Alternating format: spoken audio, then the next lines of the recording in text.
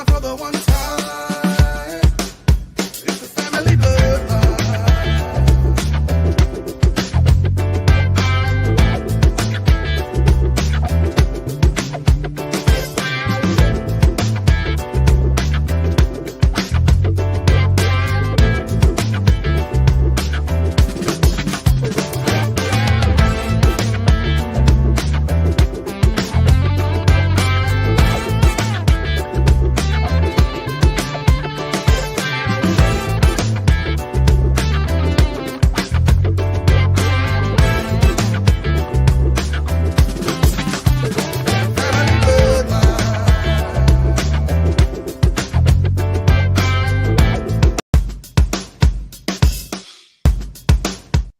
Man, my fingers are thick today. My goodness, sorry about that. Welcome back, family. This is another episode of the Family Bloodline Podcast. And yeah, we've got a very special show tonight. My apologies, everybody. I've been I'm off this week.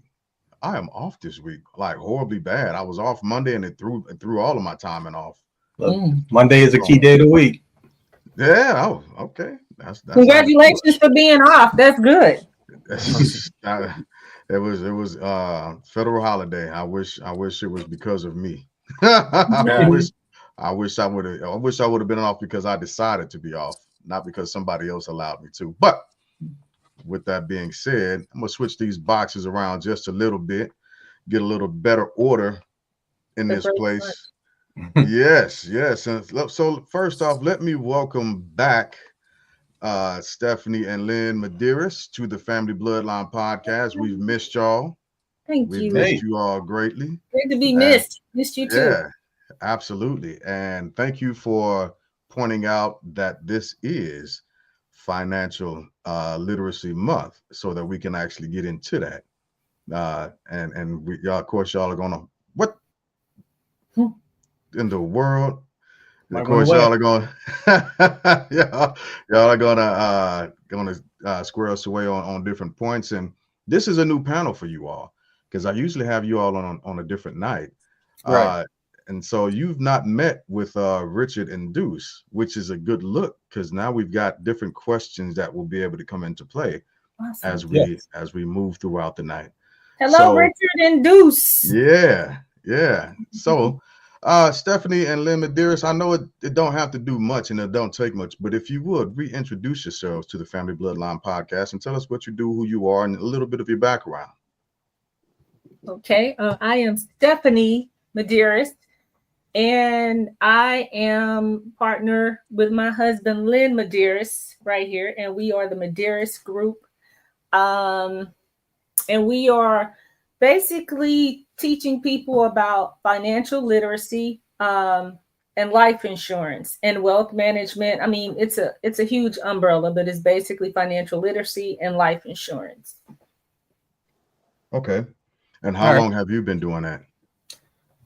She's been doing that. Combination of 36 years. We have 36 years of experience. I've got 33 and I got 3. So. Did y'all start when y'all were 5 years old, or how did that work out? No, I actually did start. I was fortunate and blessed enough to start my career right out of college. So I majored in risk management and insurance at Temple University in Philadelphia. And 5 months after I walked across the stage, I was in people's living rooms and kitchen tables talking to them about protecting their lives and their families and generational wealth through one of the best financial tools that we all have access to at our disposal, and that's life insurance.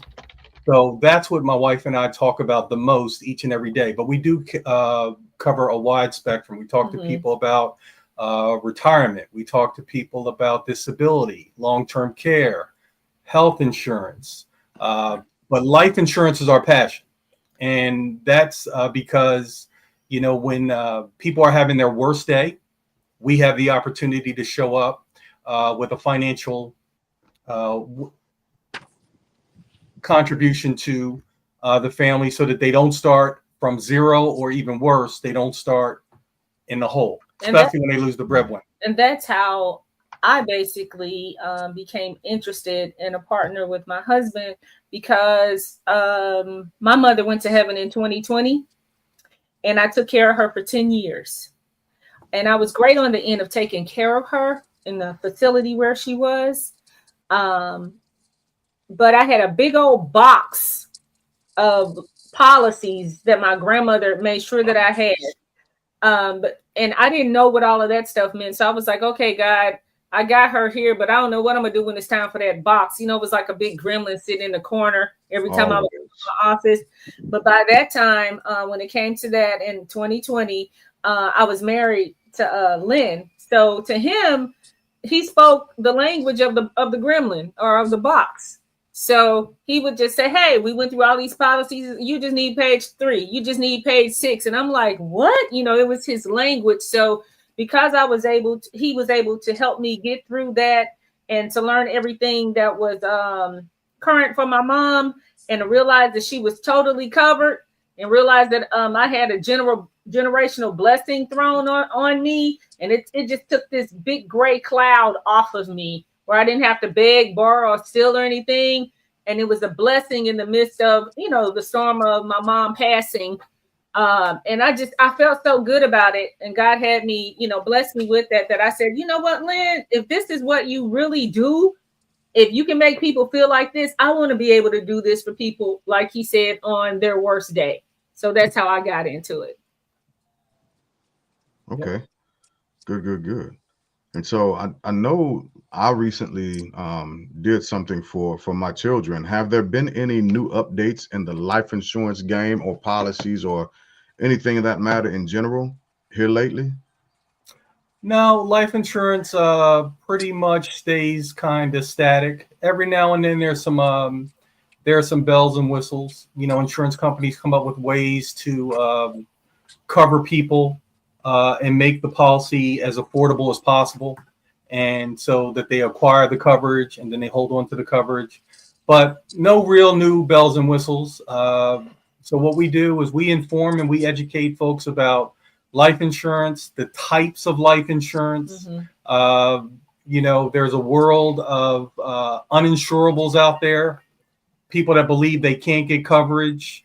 And this week last week and now this week, we've had the opportunity to cover people with cancer. You know, but we've covered people with cancer, HIV, incarcerated, nursing home, hospital. Whatever your scenario is, we can get you the coverage because we work with more than 36 different life insurance companies. And while everyone thinks that life insurance companies are the same, they're not. I tell my wife all the time, some companies love diabetes. Some companies, it's an instant decline. Some companies decline you for cancer if it's within the last 10 years. Some companies, like we did for these 2 living people with cancer, we can get them covered stage 4. So there's nothing that we can't get done for our clients.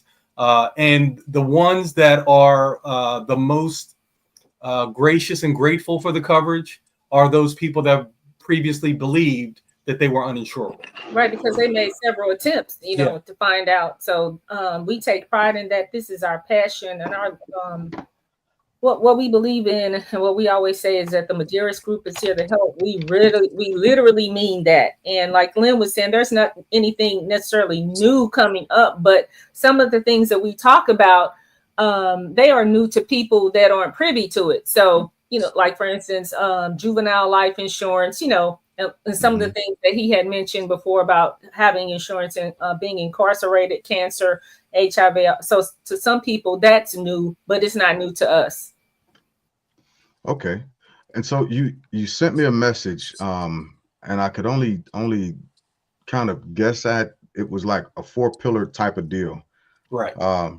When it came to financial literacy. Before I go there, Rich, Deuce, did y'all have anything real quick? Not real quick, but did y'all have anything? I don't want to take your time up or cut y'all short. No, I guess I'll wait. Okay. All right.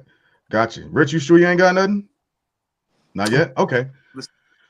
Got it. So let's get into those 4 pillars. I want to pull them up, but I'm on my phone, I'm on my tablet, I'm on We 2 got them. computer We screens. got them for Okay. Yeah, you. we We got got 'em. you. Hey, We got that's you. what I'm talking about. Let's get into them. Let's get into them. Let's hit us So with it's them.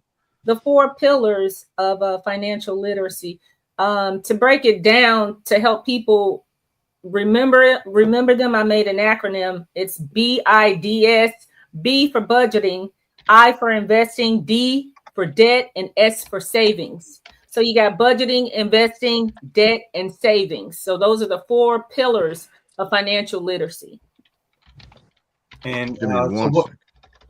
Go Yeah, ahead. what I want to do, we can alternate, but I want to start off with budgeting, because budgeting is one of those things that we hear a lot in January.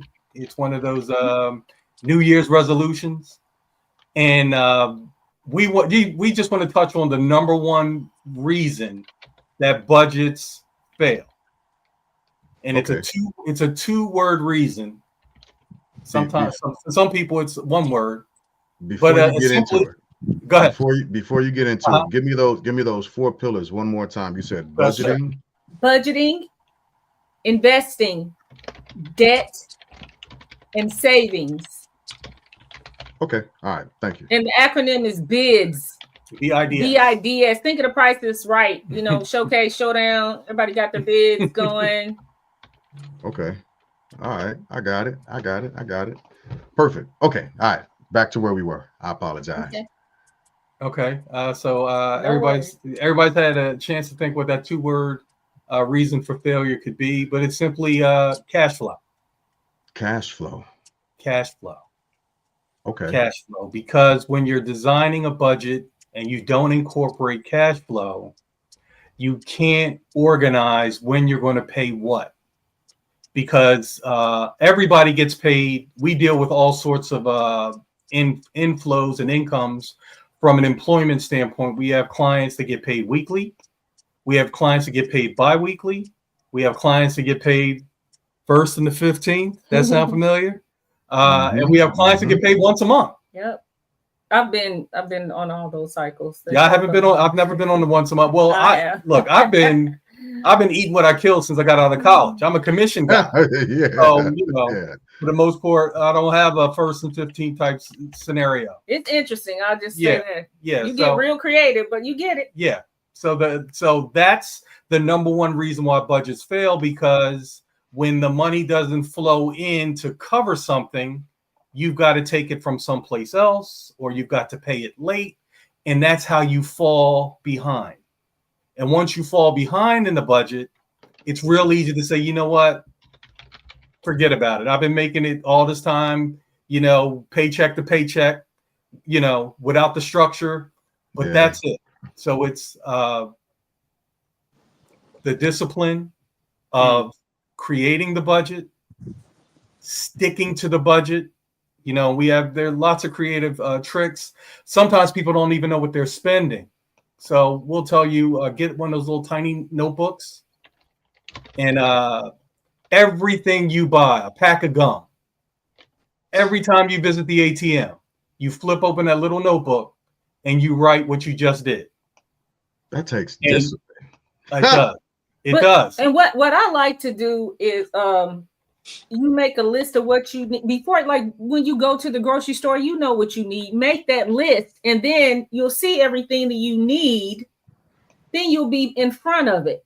So if you veer off to some Cheetos, if that's not on your list, you probably have some chips on there already. Either switch them out, or look, don't get both. Stay on your budget. You understand what I mean? If you get in front of it, then you're prepared. You're not in the grocery store hungry and buying up everything and end up with Jell-O crackers. And you're like, what is all of this stuff? Yeah. I got a question about budgeting. Yes. Now I talked to like some of my, I don't want to say young, but I talk to people about budgeting. You still young, don't you young? Listen, yeah, he 50.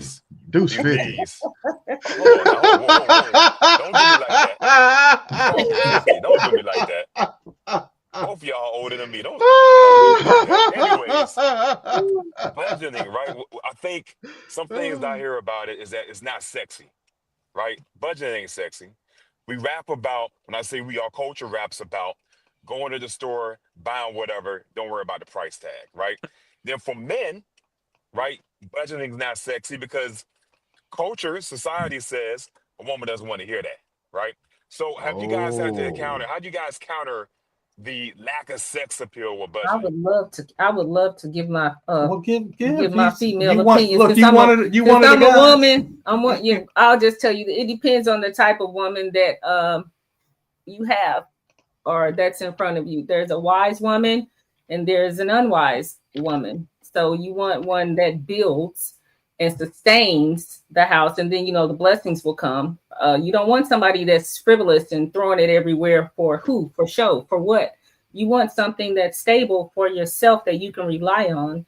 So you guys can go home, you got a house, you can go to sleep. You don't have to worry about that. So it's priorities. And our culture, as far as rapping and stuff, that's just as creative as people making up vampires and werewolves and Smurfs and stuff. It's not real. So what's real and what matters to you, what matters in your life for your lifestyle, your family, your legacy, it doesn't matter what other people think or what you think about somebody else. What's holding you down? Like, what are you doing for your life? How are you living your life? And being responsible. And what is your purpose? So you need a good anchor. You need a good anchor that'll hold you down. And you can enjoy yourself, but you can enjoy yourself to enjoy yourself, not to impress other people. It's what you like and what you want. If you like stability in certain areas, then shoot for that stability and work together and do the the other fun stuff. And there's nothing wrong with showing off a little bit, but I ain't living for nobody else right now. Yeah. So the number one unsexy ingredient about budgeting is discipline. yes. And discipline is an exceptional trait. It's not normal. Most people are undisciplined, and that's how they end up in whatever bad situation they end up in. So I can see you, my man, Deuce, you out on a date and you get the menus and you say, well, babe, I'm on a budget. So kind of, keep your selections to this side and this section of the menu. You are absolutely correct. That is not sexy. I would tell somebody if they went on a date with that mentality, they went unprepared. Yeah. What you should do is be prepared to save up, allocate, have a little fun money, which it takes discipline to accrue. Mm-hmm. So now when you go out, you can you can impress her on that first date, but I would take that time while I'm sizing up whether I'm going to have a second date to really give her my philosophy about my budgeting disciplines and so on. Like, so I'm setting the expectation. Now, this is a discipline I had to devise from working with clients. And when I was in the money game and the stock market was doing crazy things like it's been doing this year. And I had clients telling me, hey, when the stock market is down, I expect you to call me on the phone and tell me what to do. And I had to reset that expectation. I said, look, first of all, the stock market is going to go up and down every single day. I don't have time to call you. This money that we put aside is for 15 years from now. So we don't need to have a conversation about today for money that's when Junior's going to college. We just don't need to do it. So what I realized was I needed to set the expectation up front. Mm-hmm. That way, so if you're having a budgeting conversation with a woman on the first date and she's not feeling that, that's what we call a red flag. Yeah, save your money. Don't go on the second one. No, just that's I what we would call say, it. I would say That's the what we first call a date's red too flag. late. That's why you got the phone calls before then. But nah, I'm feeling what y'all Right. saying. Right. So, I mean, all this stuff is real talk. That's why we enjoy having it, because these are not some crazy fabricated Hollywood script kind of conversations. This is real stuff. And when you, the same thing about losing weight. The formula is simple. Eat less, work out more. Now, you could get more fancy and sexy and more complicated, but it's that simple. If you eat less and you exercise more, 30 days from now, 90 days from now, you're going to weigh less. That's simple. Now you can change what you eat. You can, go experiment with different diets, but the formula, the basic formula, 2 + 2 is eat less, exercise more. And exercising is as simple as walking. Yeah. Walk a mile, walk 2 miles. Not wrestle it out alligator and nothing like that. And then, discipline yourself to not eat after 10 o'clock at night. And then when you have that kind of discipline, guess what you can build in? Cheat days. Oh, you can build in whatever you can build in a yeah. cheat meal, or and with budgeting and finances, you can build in a splurge kind of situation. Is what I said, did any of what I said resonate with you guys? Did it make sense to you? Because y'all got quiet. And I want to know. I mean, so I feel like what you said is reiterating the points that people know. But they don't do them? Well, no, I don't. That's where the discipline comes in. They don't do it because, America, you can look at our credit card default rate is high, right? yeah. So Americans in general are terrible with budgeting. That's why this conversation is so important. But I feel I think what you said is what people should know. Yeah. I don't know if But they don't do it. counteracts the perception that budgeting is not cool or not sexy, or really I think it comes down to not greed, but instant gratification. Yep. That's what Right. it is. And that's where the What people have. discipline comes in, because to me as a woman, budgeting, not being broke, but budgeting and being broke are two separate things. Real talk. Budgeting is sexy to me because I'll be able to afford the things that I like and I want because I have them allocated for. There's nothing out there that's going to come in and take that away from me from what makes me comfortable. That's budgeting. That is hella sexy. If I know you are disciplined in that area, and then, the things that I want, again, on our priority list, and, we're married, but even before we're married, you're showing that that's sexy because that's stability. And that's what women like. Security. That's sexy. That's sexy. But that all spills from discipline. So the way a man can differentiate himself from the crowd is discipline. Because you compete with a whole bunch of undisciplined dudes. And one more thing, Juice, is okay, America, okay, respectfully, what does that have to do with you? You are not America. You are Deuce, and this is your budget. That's talking about the majority. They say the majority of America is fat. Are you fat? No. Who are you? I'm fat. They don't counter the percentage of the people that do have, some type of stability in life. You understand what I'm saying? So you'll be like the 1 percentile. No, well, I guess my question initially was more, the way I was thinking about it is pushing that message and that narrative out further, right? I know a lot of people have been talking about financial literacy, but for whatever reason, it doesn't permeate our culture as well as other cultures. I guess I was looking at the reason as why not, right? Because there's a lot more of us that don't budget, that are not financially literate. So my question is, like, why? When I talk to some folks I know and they talk about the financial situation, I'm like, well, how did you even get yourself into that? Right. And I find myself, I ask that question more than I should. So I don't understand why people don't budget more. It all makes sense. I've heard it is not sexy. I've heard it's not cool. I heard it's complicated. I know some people say, I don't want to write everything else down. Don't you get tired of asking people to borrow money though? Like, yeah. And again, it's lack of discipline and instant gratification and lack of maturity.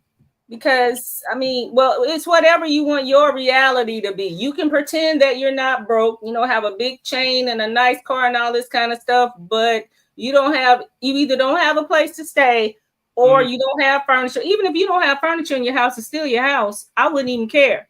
But it's what matters to you. We're not children. Maybe they'll find a girl or a guy that doesn't mind sleeping on the mattress, without a box spring. That's on them. No judgment. If it's, if it's theirs, it's theirs. But like you said, don't you get tired of borrowing money? Because certainly you get tired of loaning it. Yeah. So it's like, when will you take care of yourself? So like Maya said, there is a scarcity mindset. Scarcity mindset about it also. I know I've generally speaking, I've done well with budgeting, but for the last year, I have not been as disciplined as what I've usually been. And I think a lot of my issues for spending the way that I have been, it's not directly connected to spending. There's so many external factors Fatigue. where I am in life right now, the things that are happening, trying to find comfort and solace in something, getting a project done and saying, well, let me go ahead and buy this real fast so that I'll have it and I can knock this project out when I got lumber that's still sitting in my shed for the last 5-6 months, right? Mm-hmm. Or just having and I think this goes across the culture also. There's a void, there's emptiness that we try to fill for whatever reason it is. And so one of the things that helps us feel that is by adding. It's not even so much splurging, although it can be correlated to splurging. Splurging is something done in a frivolous manner. But the reason why I say adding, or what could actually be considered a more of a manic state, as it were, is because of everything that's been going on. And so we're trying to, it's a bit of a distractor, and we're trying to figure out other areas to fill in the gaps. And so we become manic, and it breaks a normal behavior or discipline that we've had in the past, and getting back on that cycle becomes tough, especially when it comes to money. Yeah, it's real.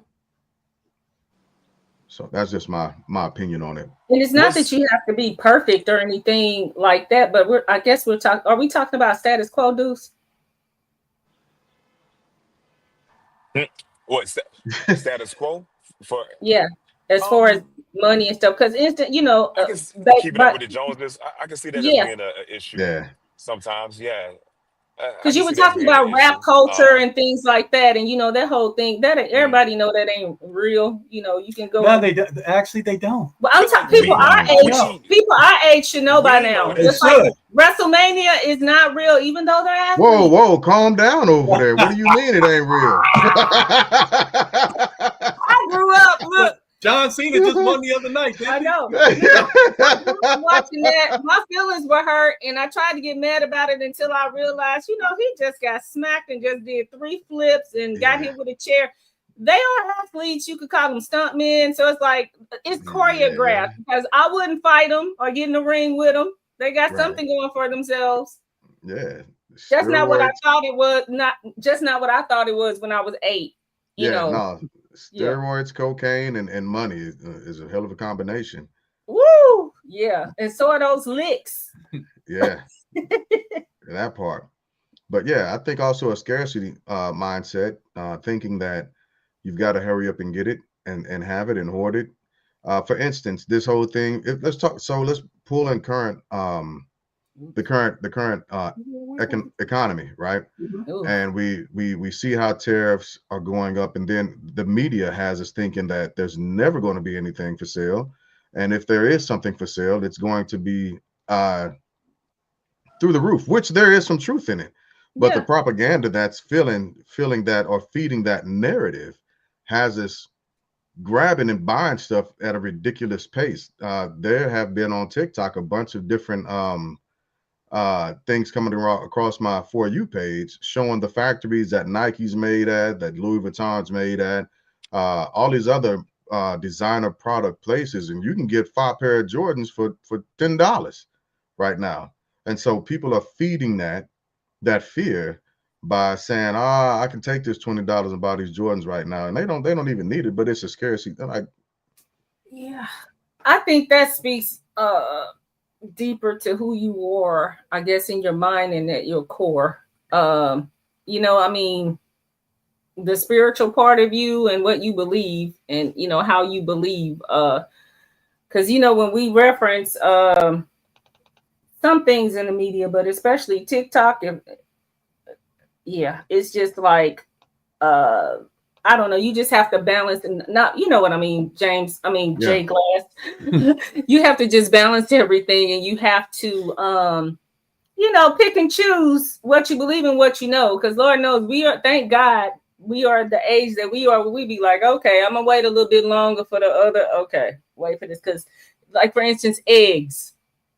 No doubt, a lot of people are paying out the wazoo for eggs. But don't forget, there's always not necessarily a hookup, but somebody trying to get rid of them because they expire. So you will find sales. But that, to me, that's just common sense. Like when a storm is coming, you already have some stuff that you have stocked up versus running to the store and buying up all the toilet paper and water. Oh yeah. And bread. And bread. So, if you need it, you go get it. But it doesn't make sense to just go crazy because you think that, I guess, the world is ending again. But I guess it depends on what you are. It's based on how we and what we believe and where our security is. I was even say mentally or spiritually. So, Okay. And like Deuce was saying about instant gratification, that's like a baby that's screaming, the boob is right there for them to drink, but they acting a fool. And all they got to do is turn around and latch on and everything's good. We still do that today. And that's the way I think we're a lot of us are acting out. Not saying that I have everything together or that, I got the world in a jug and a stop in my hand. But yeah, when you see the masses reacting, then it's like, what's actually going on in my house right now? Am I to that level, or is it something that somebody else is showing us, from their vantage point? Yeah, and I the do approach. have I'm sorry, go ahead. The approach to all these things should be that it's simple. Budgeting is simple. You just put down your fixed. That's where you start first, with your fixed expenses. Things that don't change on a monthly basis, right? House, your car, mortgage, your car payment, pretty much your utilities are in a little bit of a range each month. Usually round them. And you start with your fixed, and then you start with your variable stuff. How often do you go get your hair done, get your nails done, stuff like that, variable costs. And just list everything down. Once you write everything down, and they have templates, they have Excel spreadsheets that you can just plug everything in, and it does all the math for you. But when you look at budgeting and say, oh my God, I'm not good at math. It's a whole bunch of numbers. I got to carry the two. I got to do this. I got to do that. Never mind, forget about it. Mm-hmm. So then you end up not doing it at all. Because we run into the same thing sometimes when we have conversations about life insurance with people, when they go, oh, I can't afford the $50,000 policy that I want, so I'm not getting anything. Yeah, it's another bill. When you could get that $10,000 policy and take that funeral burden off your family. Mm-hmm. Right. So they don't have to fry no fish or fry no chicken. And GoFundMe. Or Nothing get a wrong with GoFundMe that. or Nothing wrong with it. Do what you gotta do. Go get a plate. But that's what happens when we make things complicated. Right. Budgets give people a peace of mind. Mm-hmm. Another thing that gives people a peace of mind is a will. People complicate. Oh, it's complicated. I got to get a lawyer. It's going to be expensive. No. But if you go into these things saying, you know what? It's simple. All I have to do is A, B, and C, and I've got my budget done. And now it's time for me to be disciplined. So getting back to Deuce and credit cards. One discipline is, and this is a tough one, is paying the whole thing off at the end of the month. Right? But at the very least, man, that's why you have minimum payments. Right. Well, that's where I was going. But at least that minimum payment is a long-term relationship. At least build into your discipline. If I can't pay the whole thing off, I'm going to at least pay the minimum. Put 5 on it. By the time it's due. But what you want to grow towards is being in a position to pay the whole thing off. Get it off of you. That's where you want to be. Yeah. But at the very least, be disciplined enough. So plug that minimum payment into the spreadsheet. And if you got, you more, put a little more on it, but it had that minimum payment in the spreadsheet. So that way you don't fall behind. Because once you fall behind, it snowballs. Everything snowballs. And then Deuce, you're like, man, how'd you get there?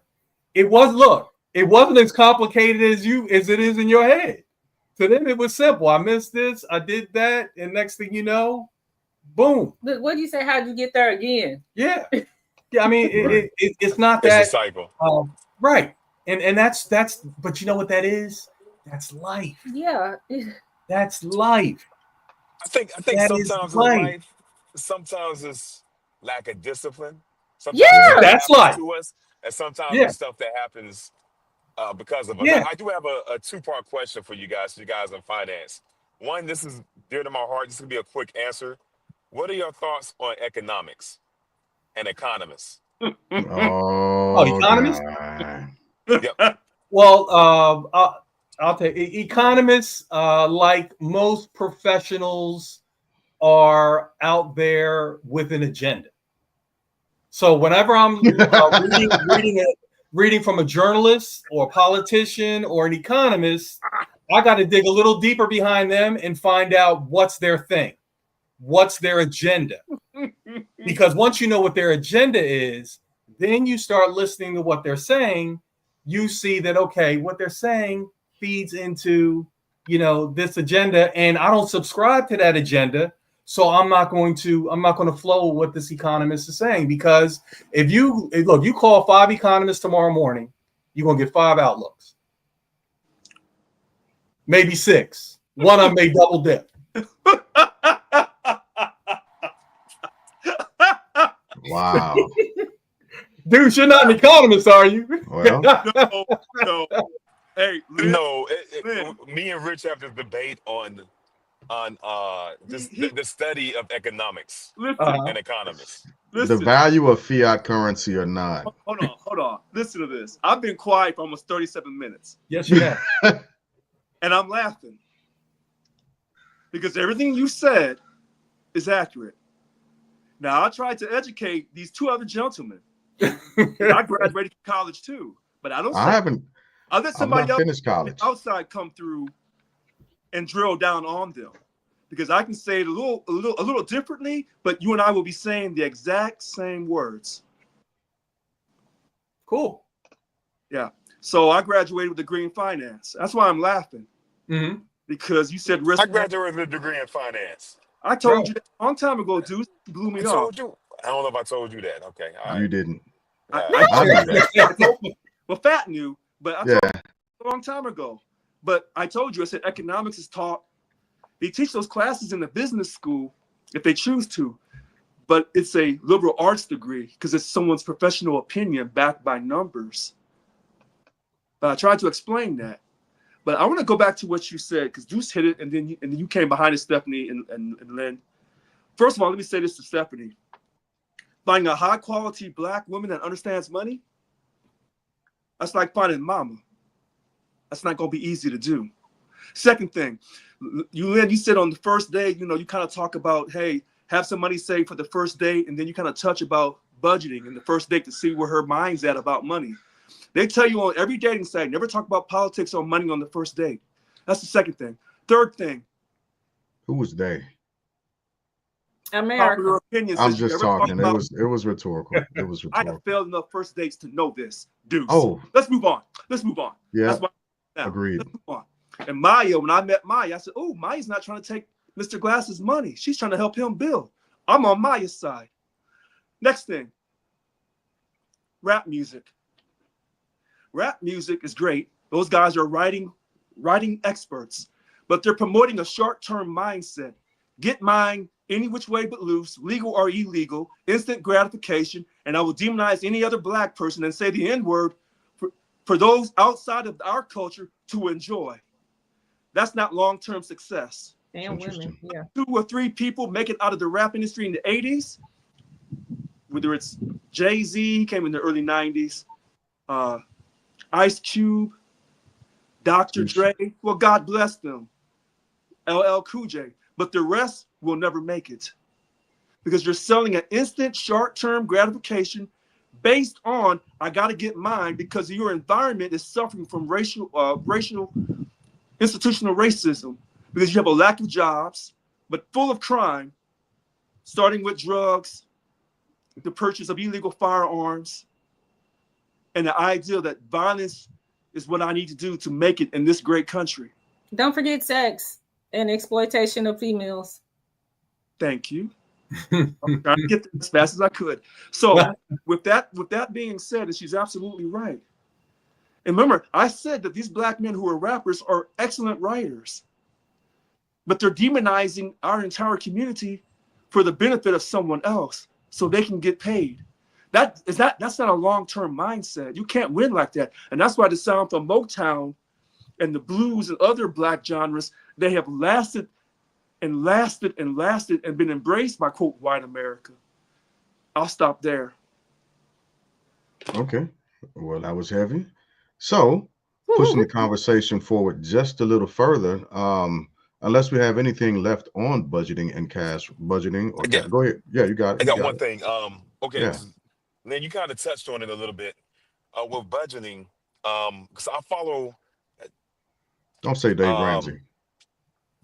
No, I'm joking. I like that. He's all right. Elizabeth Warren. I was hesitating because Elizabeth Warren, she didn't say that she created it. She just kind of popularized it. The 50-30-20, a percentage base a budget, right? Right. But one of the different conversations that she mentioned, and I think Susie Orman talked about it when she was hot back in the day, is differentiating between necessities and discretionary, right? You know, you kind of talked about it. Things Wants I think and most needs. of us would agree. Yeah, wants and needs. Sometimes it gets a little difficult for some people because of the love of something to say that that's a discretionary instead of a need. So how would you handle those conversations to help people see clearly? And that's individually based though. Yeah. Your want and need is different from mine. Yeah. I may have to have Jay's. Yeah. Man. I'm thinking of a situation years ago. I had a salon owner, and he really wanted to get this life insurance policy, but he would not stop smoking marijuana. And I told him he just needed to stop for 2 weeks while they did the blood and urine test. I know. And he said, I can't do it. I can't do it for a day. So I didn't fight with him over it. I said, well, look, worst case scenario, if it comes up in your screening, they'll just treat you like a smoker, like a tobacco smoker. So you can still get this policy. And then he lost it. I don't smoke cigarettes. It was a whole thing. So some people, what we do now, and I'll ask this question because Steph knows me. I'll ask people, can you be moved off of this? And if the answer is no, then we're just going to move on. Yeah.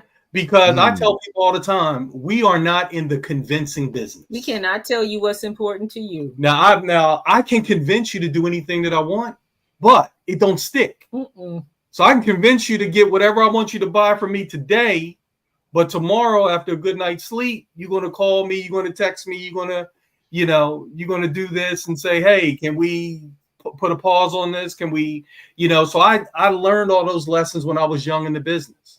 So we work with people. We get some things set up front. We ask them, are you serious about this situation? Right. Are you serious about retiring at 55? Because if you want to retire at 55, we can show you exactly what you need to do to make that happen. But what you're going to need is the money and the discipline. So we take what we always strive to do is make things that sound and feel complicated to our clients as simple as possible. And we also have to, I love to do it because it's necessary. We have to check them when they're not being authentic. Like people tell us all the time, I'm not going to get that life insurance because I can just save that money every month. No, you can't. Because if you could save it every month, when I asked you how much you hadn't saved, means you wouldn't have said $205. Just like I can lose weight on my own. Right. I don't need a trainer. I can lose 20 pounds anytime I feel like it. I don't need to take that metformin. I'll just stop eating. I don't need to go to AA. I can stop drinking whenever I want to. You know, all those things. I don't need counseling. Right. All those things are, you know, are the same. So what I'm always inclined to do and is just try to make things as simple as possible. Like when Stephanie and I are talking to people about joining our organization, you know, the pushback sometimes, well, I'm not good at selling. So we don't sell. I'm harder than he is. What we do is we sort. You know, yes, not now, never. You know, when I meet somebody, if I'm trying to evaluate their intelligence, smart, not sure. And I'm going to leave you in not sure until I know which one you are. Mm-hmm. Like I joke all the time, Jay Glass, as soon as I hear somebody say NFL rigged or NFL scripted, not smart. I'll put them in a not smart. Just that fast. Just that what fast. Boxing? There are movies about that. No. What you say? Just that fast, just like that. Yeah, that's it. Not smart. Or you know, like, okay, we're not going to talk about that. Okay. Not smart. That's what I do. Everybody's entitled to their that's what I do. Opinion. You know, that's what I do. I sort people. I sort scenarios. I sort. You know, we're talking about people's money: short-term money, mid-term money, long-term money. How much are we putting in this bucket? How much are we putting in that bucket? How much are we putting in this bucket? I want to say something to Richard. It just keeps coming back to my head where you were saying, are you married? No, divorced. Okay, divorced. Finding a Black woman who is educated on finances is, I don't know if you use the word impossible or hard. What did you say? No, I said quality. Find a quality Black woman or a quality woman, regardless of race.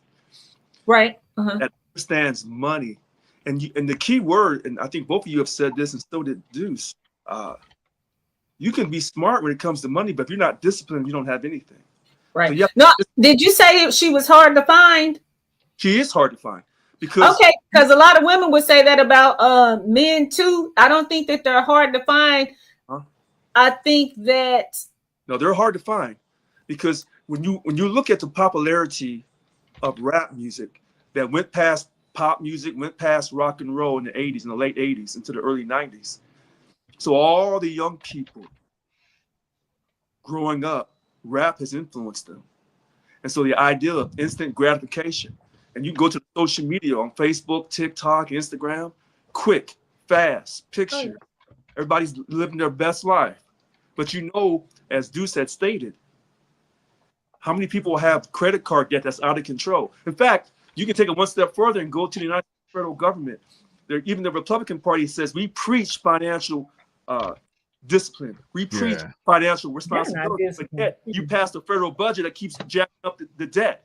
Yeah. So and keep giving them breaks. Okay. So this is what I wanted to say. I don't think that is. Well, I mean, I'll just say it like this. Based on what you said, and it's not to argue with you or anything. No. Look, true love is hard to find for people, whether they like money or not. And with, like you said, mama, everybody's it's a no disrespect to the guys that aren't helping out with their kids or being great fathers, and kudos to those that are. Right. But it's a lot of women out here budgeting, taking care of kids on their own. They out here. I don't know what you're looking for, but I don't know if you want a woman with kids or not. I'm not just saying they're the only ones that's budgeting, but you get what I'm saying. Just kind of open your mind to it, because we'll always say, I'm glad that you opened it up to other women too of different races, because I think it doesn't matter. It depends on your preference, but they're out there. I think you just gotta I think you have to ask God to show her to you. If you look, let's just look to the Black woman, for example, because Black women and Black men, they both come normally from the same source, a Black woman. So go into any African American community all across America, you're going into a war zone, and a war zone produces a day-to-day. This is how I say this, Deuce and Fat, tactical. A war zone, you're on a tactical basis. And if you're really good when you're in the war zone, you can develop a strategic plan for a long-term success. But normally it's just living day to day. I'm just trying to make it day to day to get out of this situation that I'm in. That's what rap music promotes. And then when the rappers get out of that day, whether they're a female rapper or a male rapper, do they try to go back to that war zone? Excluding Killer Mike and T.I., excluding those two, do they really try to go back to that war zone?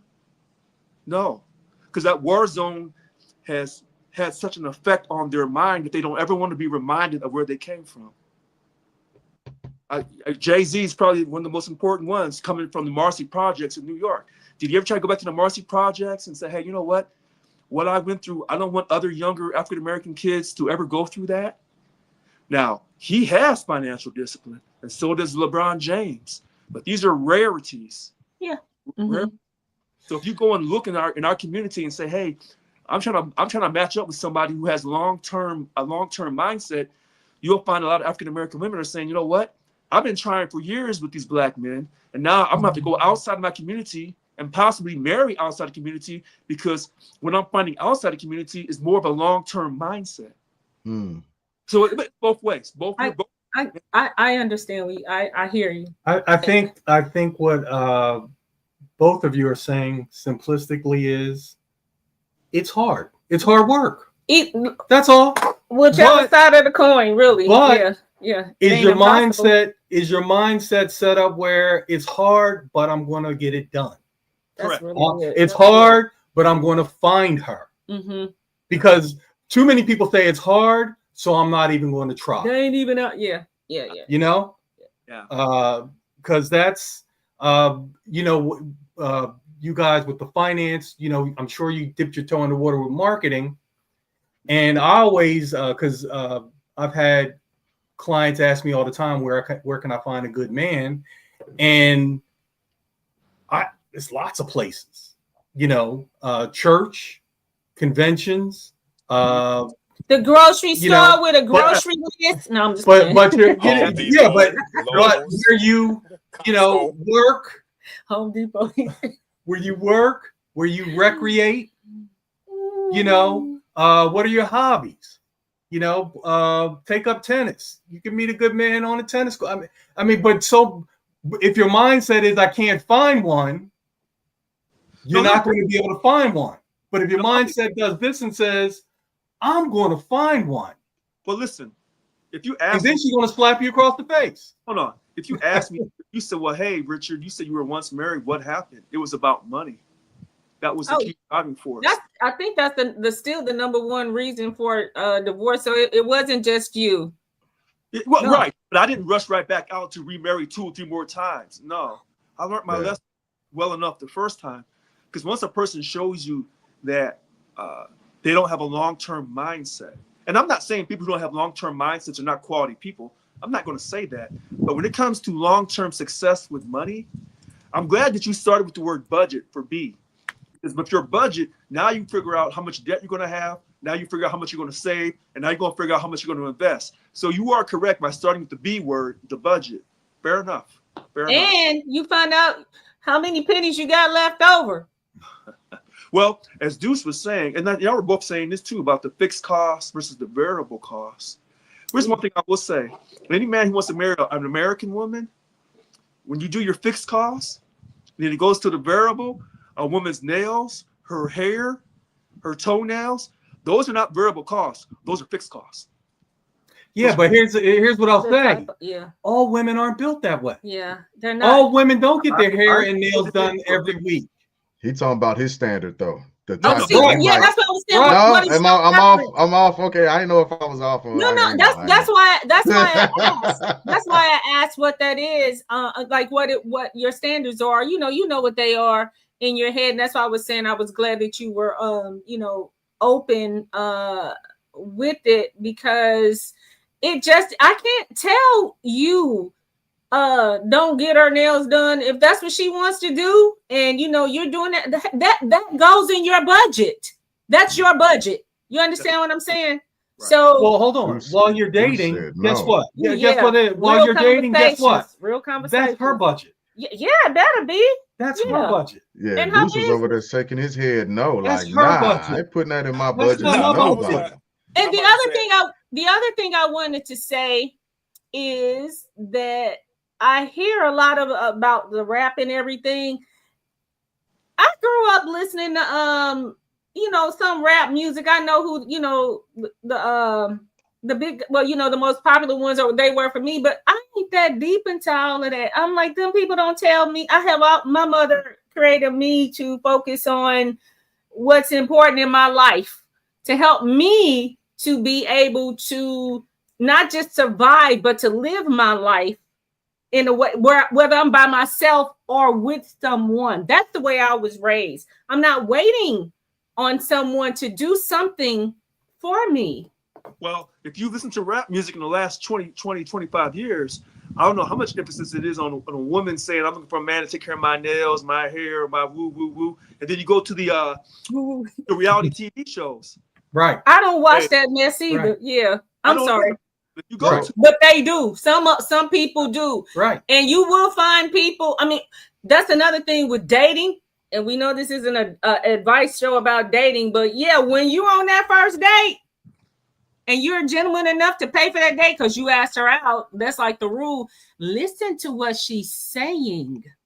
I used to tell my cousins all the time. Well, first, on the first date, we're on our best behavior, but watch her. Listen to her. Stop just focusing on the double D's and all of this. Listen to her.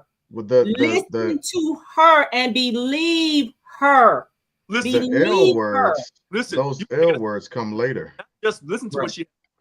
Watch how she orders her food and how she eats her food. That'll tell you a lot too. And if she want to buy something for the kids afterwards,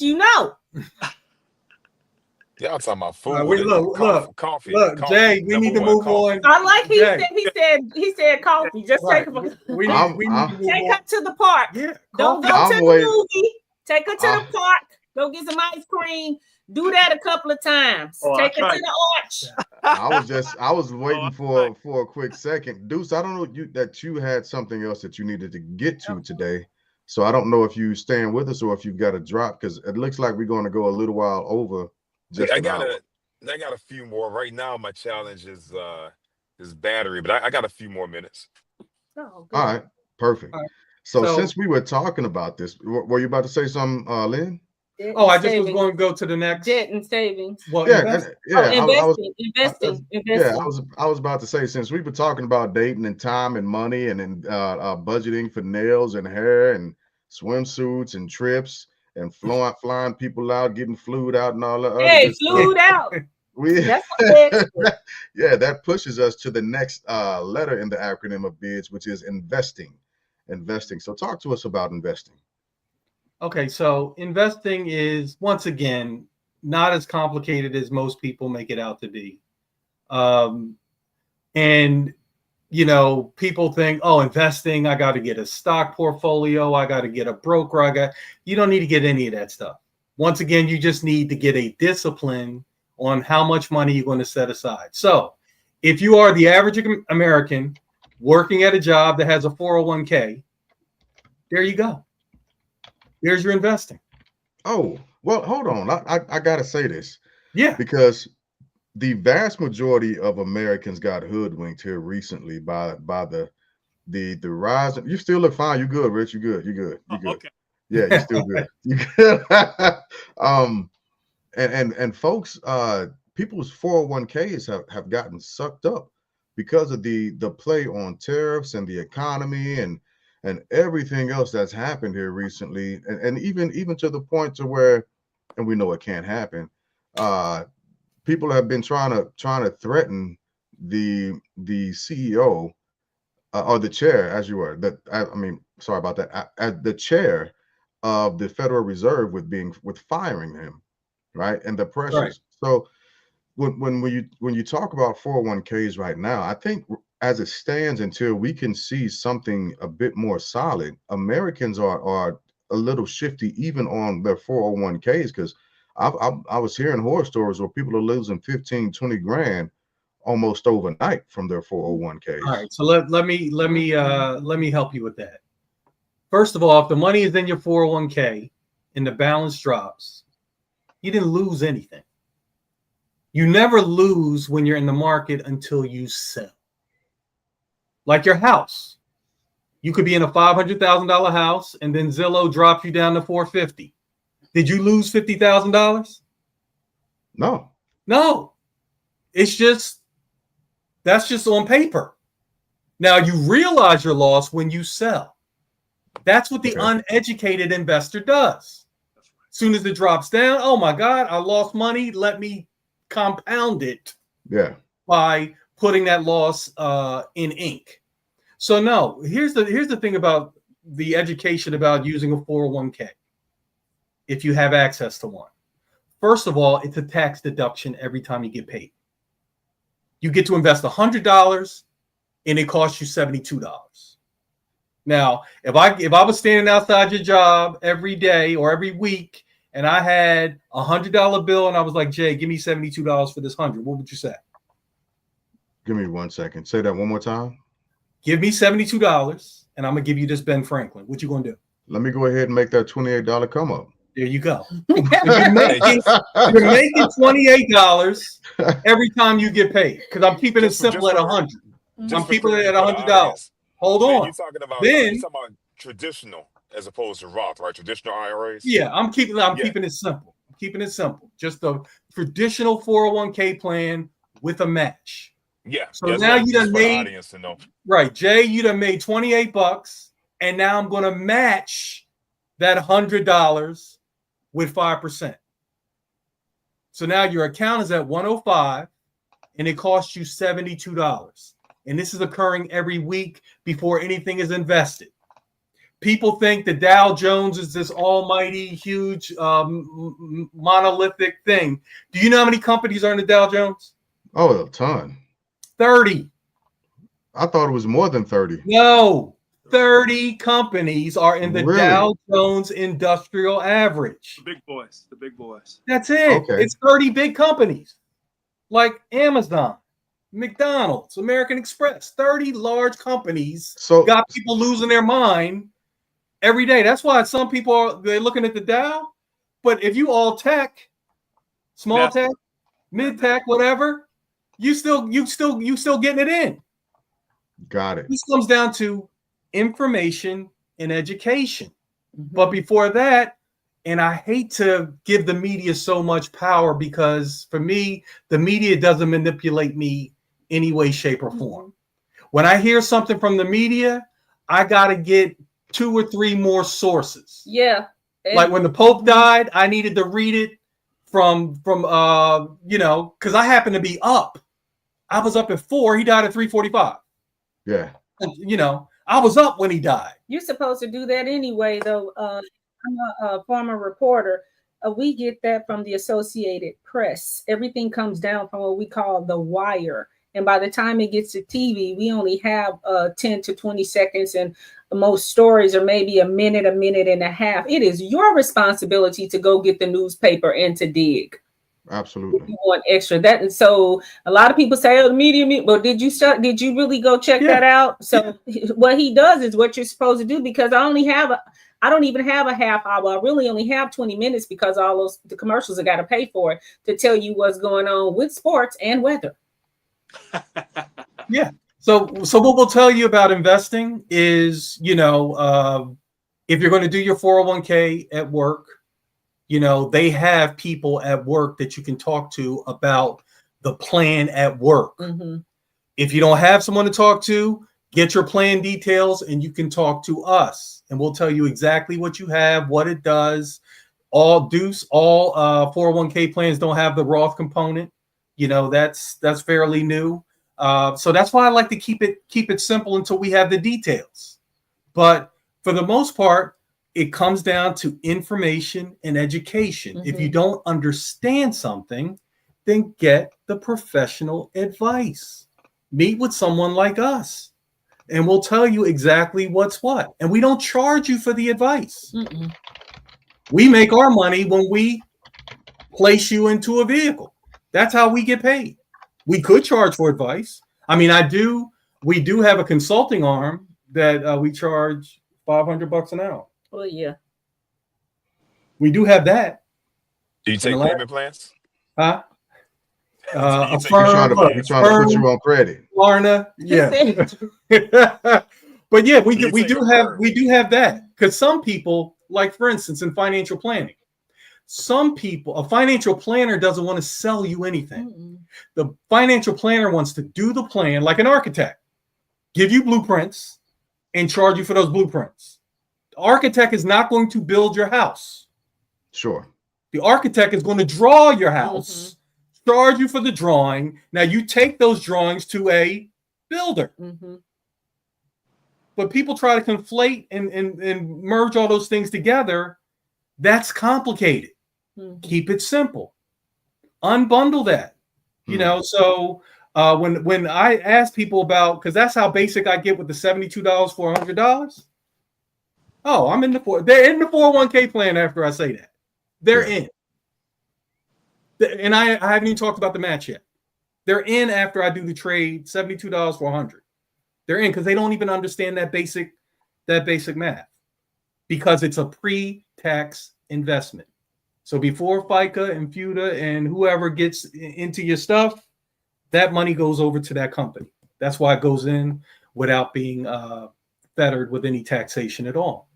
So if you want to do something beyond your 401k, let's say you're maxing out your 401k plan, and you want to do something in addition to that, before we talk to people about a major type of investment scenario, we explain to them, you know, when you're talking about buying a stock, one stock, pick a company, Pepsi. You want the best price for Toilet Pepsi? paper. No. You got to buy 100 shares. So now let's look at the share price. Share price is $89. All right, 100 shares is going to cost you $8,900. And now you got to live and die with Pepsi. Is that really how you want to approach this? No. No. Wouldn't it be nice if you could have a few hundred companies like Pepsi? But that's a mutual fund. And guess what? You don't have to buy $8,900 worth of the mutual fund. You can start a mutual fund, $25 a month from your checking account. Month Richard, in, month out. What's going through your mind, Richard? I'm looking at you. No, I'm laughing at Deuce because he keeps talking about that Roth. I'm like, wow, he must be monitoring my account. Because it's not as big as I want it to be. But what he's saying, what Lynn is saying, some people like to buy individual stocks. So for, since we're online talking about this, I would say, yeah, just index the whole stock market and then don't ever sell until you're on your way out, and then you go off to bonds. That's it. Stocks and, That's it. And guess what? If you do $2,000 a month for 10 years, $1 million. You're a millionaire. Yeah. That's it. $2,000 a month, 240 months. Millionaire. Okay. Now, debt and savings. Well, we all know what debt is. Well, I don't know if people do. No, here's the thing. All right, so that is great. So No, they just that is one of the fun ones because there's good debt, and there's bad debt. So an example of good debt is a house, because most people can't buy a house by paying all that it costs when it's time to acquire it. So getting a house by way of a mortgage, now you have a debt, but that's a good debt because that takes that builds your security. You got a roof over your head. Mm-hmm. You know what your fixed cost is month in and month out, all that stuff, right? Another good debt. What is it? Go ahead, Richard. I'm laughing because I'm waiting for Deuce to jump in on that good debt. I'm waiting on him because I know what he's going to say. What you got, Deuce? What you got? What you got with the good debt? I'm listening. I want to listen to your whole thought before I say anything. Okay. Oh, wow. Okay. All right. And another example of a good debt is a vehicle that takes you to and from employment. Yeah, point A to point B. Okay. Right? Now, if you find, I'll give you an example of a bad debt, a Sea-Doo. Right? Yeah, jet skis. Jet ski. You got a jet ski sitting in your garage that you financed. That's a bad debt. As a rule. Now, exception, if you got more money than you can spend, You done put money every place needs to be put, Or if and you got some left over. you live on a beach. But you're not. But if you're financing a C-do, that's a bad debt. If you buy a C-do cash, there's no debt. Right. That's just a depreciating asset. So the question that I have is, Yes. where would owning, man, that y'all finna fight over there? You good, bro? No, just patience. All right.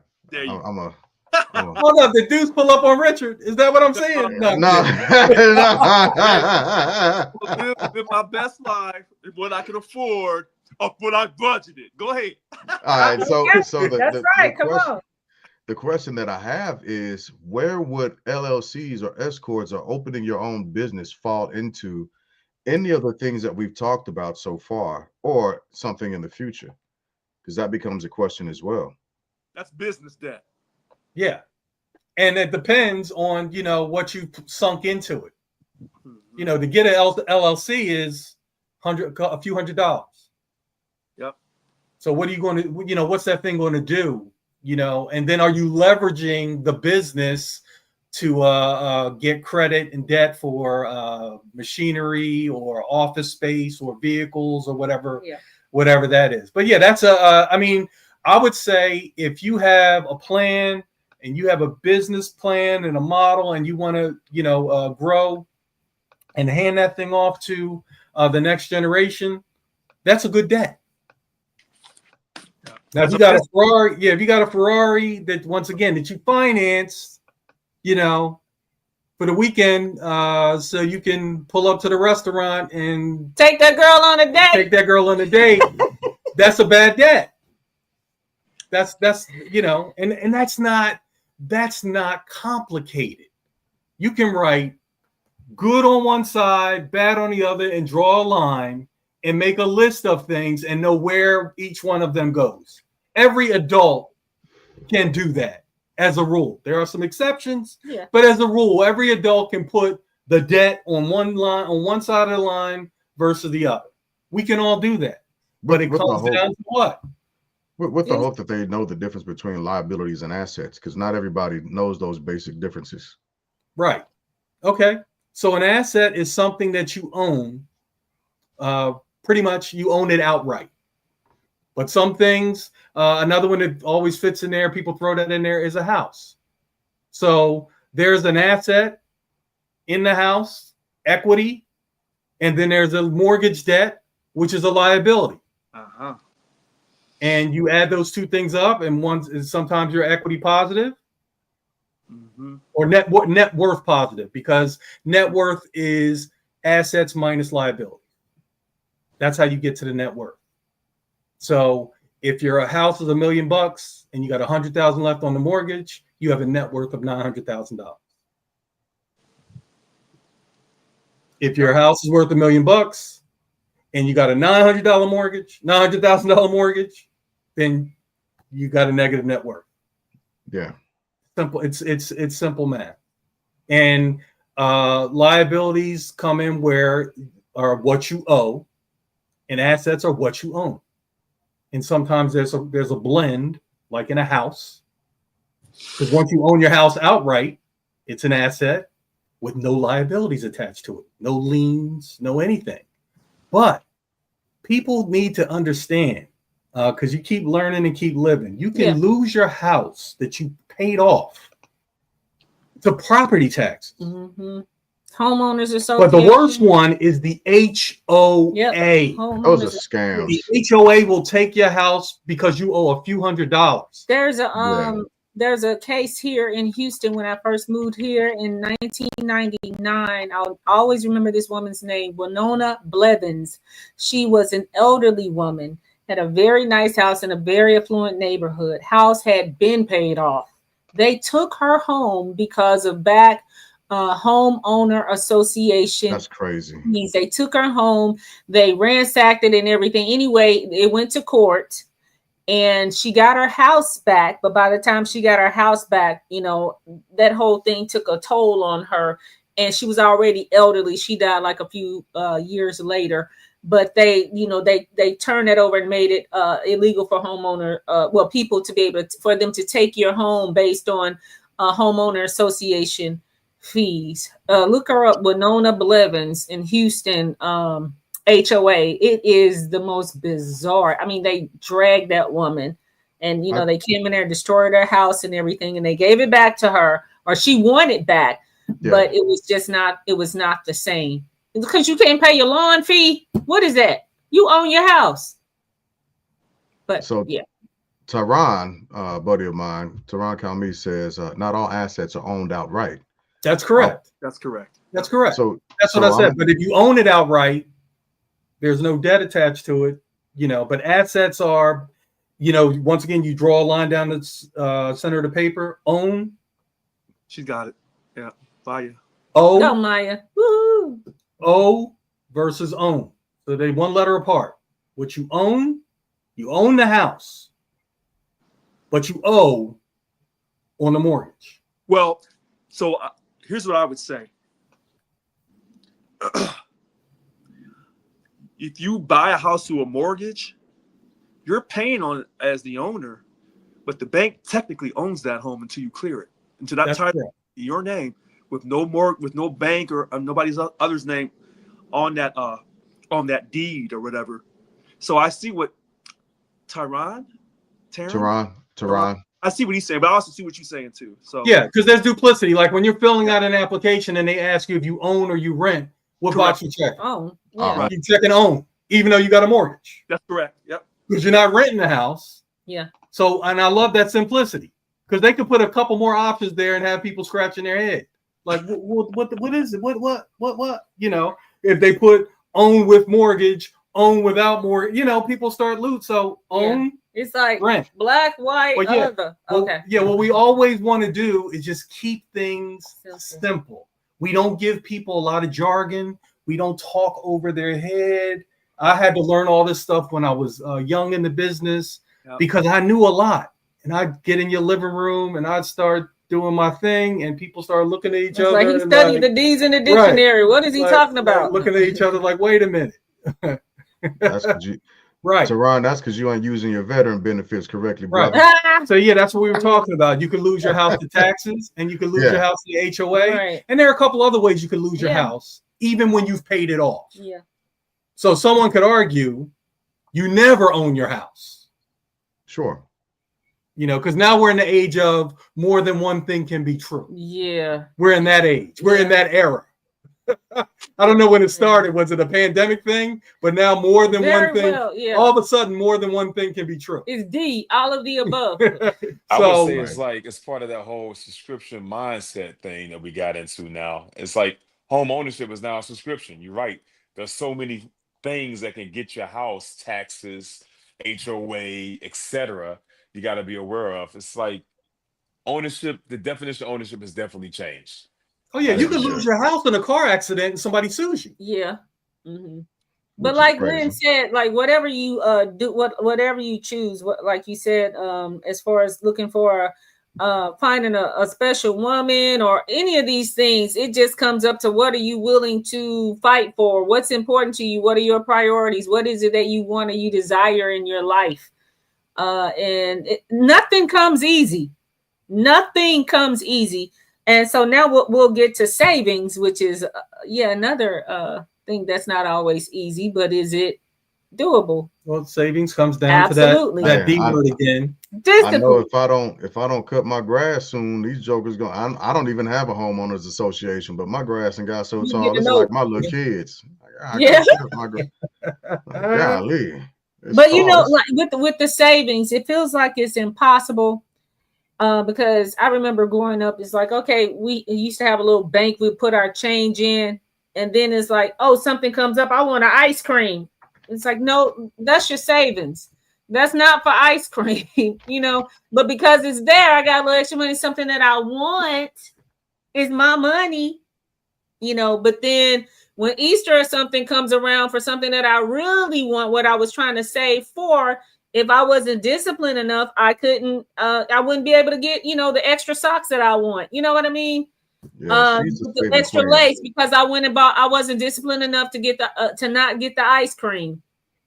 And I Maya mean, I is know that's kind of juvenile, but that's where it starts. And with Yeah. all of these things that we're talking about, don't think that we don't have struggles. We are people, and life be life in and all this kind of stuff. But we speak from experience too.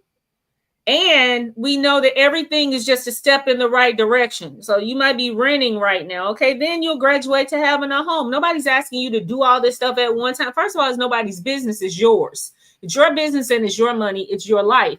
So you tell us what your dreams are, and we help you make them come true financially. And you have to work on it. I got a question for you. I know we talked about bids, budgeting, investing, debt savings. Budgeting, Come of course, on. is first. I got that memory. I got the memory today, but when I go talk to the doctor for that disability, I ain't gonna remember nothing. But I'm let me waiting ask for you my this. Narsum. It's coming this week. That's for another time. How would you organize it, right? So there's different philosophies with savings, right? Save your emergency fund and jump to investing, or what would be your general recommendation? I know there are exceptions, but would you advise your clients or advise the audience, us, to budgets first, investing or savings, debt? Which order? Ooh, And when I Okay, say so debt, no, I so mean the debt the like but housing, stuff like that. This? swipe. Yeah. Okay. So budgeting is first. That's your house. Yeah. And then inside your house, you're going to have a room for investing, ideally through your plan at work. If you don't have a plan at work, then we can discuss other alternatives like a Roth IRA or a traditional IRA or some other type of vehicle. But when it comes to how do you start, I learned this 30 some odd years ago. Pay yourself first. Because if you pay yourself last, guess what's going to happen? You'll never be first. Right. It ain't, you're going to run out. That sounds like Ricky Bobby. If you ain't first, If you ain't first, you're last. Right. Right. Great philosopher. Right. that's the best movie. Talladega Nights. Are you Right. saying- So the way to make sure He's asking a question. say again. I said so are you saying that when you start with your budget, you're actually starting with your savings first, then you go into your budget? Or how are you saying that? Your budget is your house, like he said. This is where we start your money. No, your you're check. talking about the first item. Oh, okay. Go ahead. I'm The sorry. first item. So you have a feeling what your fixed costs are. So you're going to save first. You're going to put whatever it is that you know you can save comfortably month in and month out. A lot of people say 10%. Yeah. Because a lot of people Yeah. biblically they'll say like 10% for whatever, you know, Right. for church, 10% for yourself. So 10% Pay yourself goes first. into this side fund, this savings account that you have to discipline yourself not to touch. Yeah. And discipline yourself to take it out first before you go anywhere. And that savings primarily is going to be for emergencies.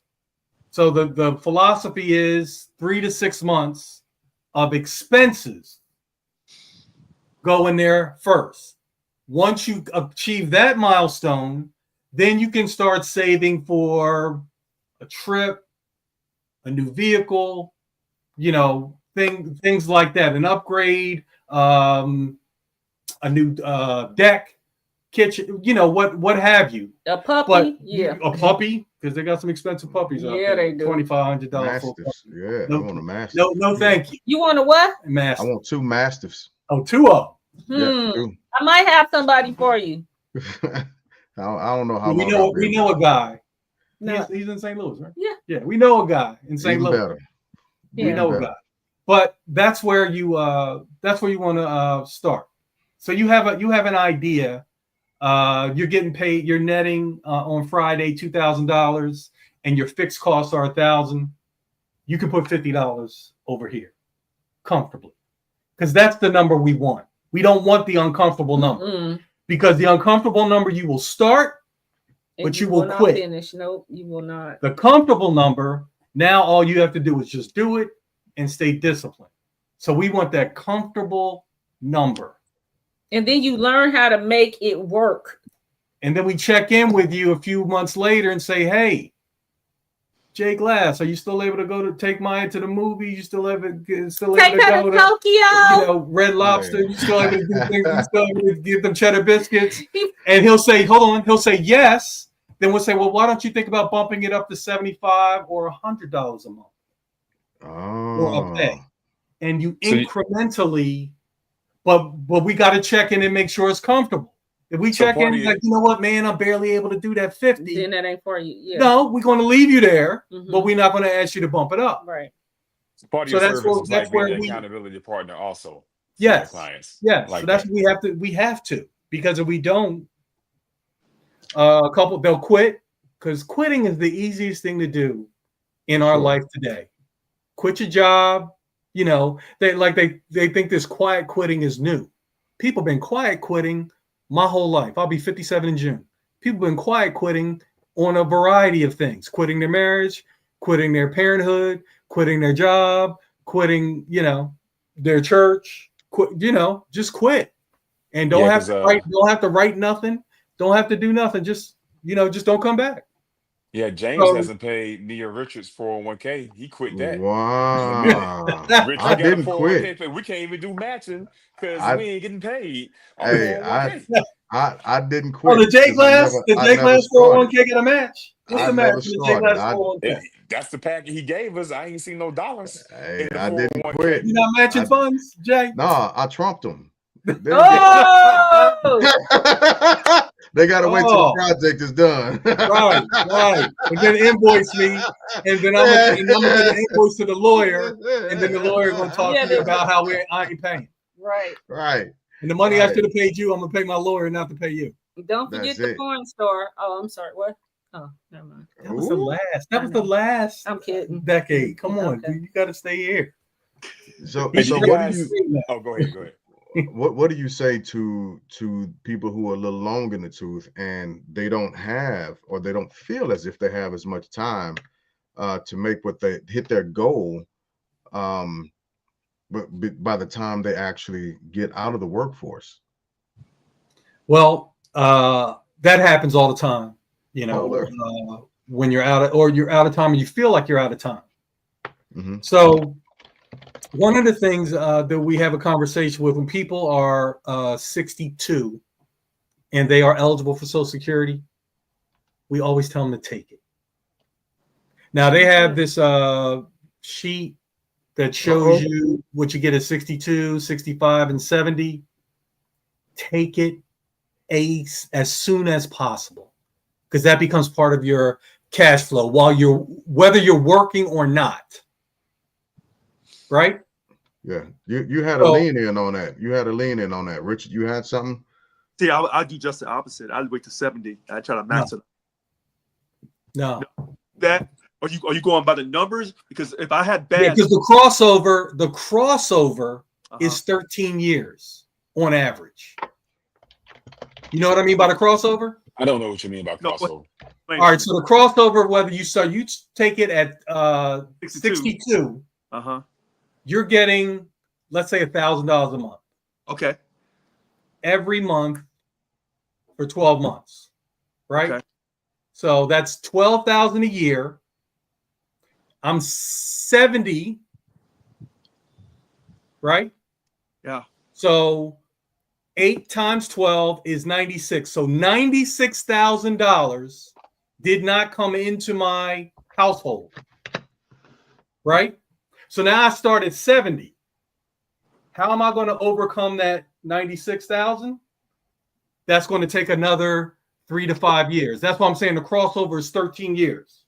So I guess what I'm saying is, because I get those statements every year. Yeah, I got mine over there. So what I was thinking, I'll just wait and try to max it, because I'm betting on my life that I'm living until my 90s. Right. See, and that's where the life insurance guy in me tells you that's a bad bet. That's a bad. Most people, especially most people that look like you and me, lose that bet. But I have long genes in my family, so I don't. Okay. Yeah. Okay. But guess but what? No. I mean, we're not going to agree on every. No, it's not. It's not even. I'm not disagreeing with you. All I'm saying is, so what? All you can ever be to me is the exceptional scenario. But if someone asks my expertise, and I tell them, it's going to take you 13 years to cross over. So 70 to 80. So I have to get to at least 83 to make up for not taking it at age 62. No. The crossover will be like I take it at 62 versus taking it at 75. No, because you have to take it at least age 70. You have to start collecting your Social Security. Right. So, but what I'm saying is, by the time I get to age 75, I'm at the same place. Yeah. So now I need to ask myself, Uh-huh. since I know I'm going to live a long time, Right. should I sacrifice $100,000 of cash flow?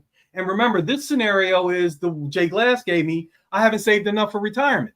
Mm-hmm. So if I haven't saved enough for retirement, I'm going to then wait 8 more years for a check I may never get. Mm. I might die at 69. That's right. That's right. So that's why my expert advice always with that is take the money at 62, because most people, because I got that actuarial science thing working too. Right. Most people are not, especially they look like us, may not make it to the 75 and start getting that 70 and start getting that bigger check and cross over. Yeah. Most people aren't going to do it. Yeah, and I would respond back by saying, if you weren't making it by the time you turn 62, you can wait 8 more years. Right. That's easy to say. That's easy to say. Richard, you ever been incarcerated? Oh, no. Exactly. Exactly. Okay. People say 8 years, like no. That's a long 8 years. 8 hours. And meanwhile, most financial professional you talk to, you know what they're going to tell you? You should have took it at 62. Yeah. That's what they're going to tell you. Now you do you. You can do 8 years. Like I said, you are the exception to the rule. But listen, you're not wrong. Listen, when you talked about the house, because I was already impressed that the house is always an asset, and then Tyron came on, he was going back and forth, and you explained perfectly. Here's the funny thing. I thought Deuce was going to say this. So that famous guy that gives out the financial advice, Richard Kiyosaki, he made a great yes. Because he ran in our numbers years. Kiyosaki. So 15 years or less, your house is an asset. Anything past 15 years, if you're paying on, could turn into a liability because of all the interest you paid on it into the 30th year. Right. But I laugh because I see your point. The house is still an asset, but I see his point as well. And then President Obama came out in 2012 or 2011 asking everybody to go to 15-year notes. I remember this because I was kind of ahead of the game when he did that. So I listened to So let me give you a personal scenario. This is 100% true. When I was living in Virginia, I bought a house for $500,000. Okay. Then in 2001. Then I came to Houston in 2004. I sold that house for $897,000. Okay. So what the Kiyosakis of the world never take into account is what? Well, wait. The growth, the value of my home. You can't calculate that as a rule across the board. You can't do an analytics on that. Now, I know my situation was an anomaly because I got into a bidding war on the street. There was a family on the street that wanted my house, and there was somebody outside of the community.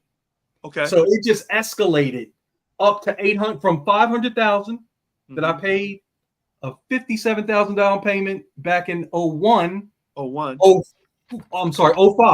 During the Final Four of 05 in St. Louis, I sold my house while I was at the game. It was amazing. $897,000. So I made a profit of $400,000 in 3 years. So did I win or lose? And that was on a 30-year note, right? Yes. And so my point is, you don't know how your house is going to grow in value.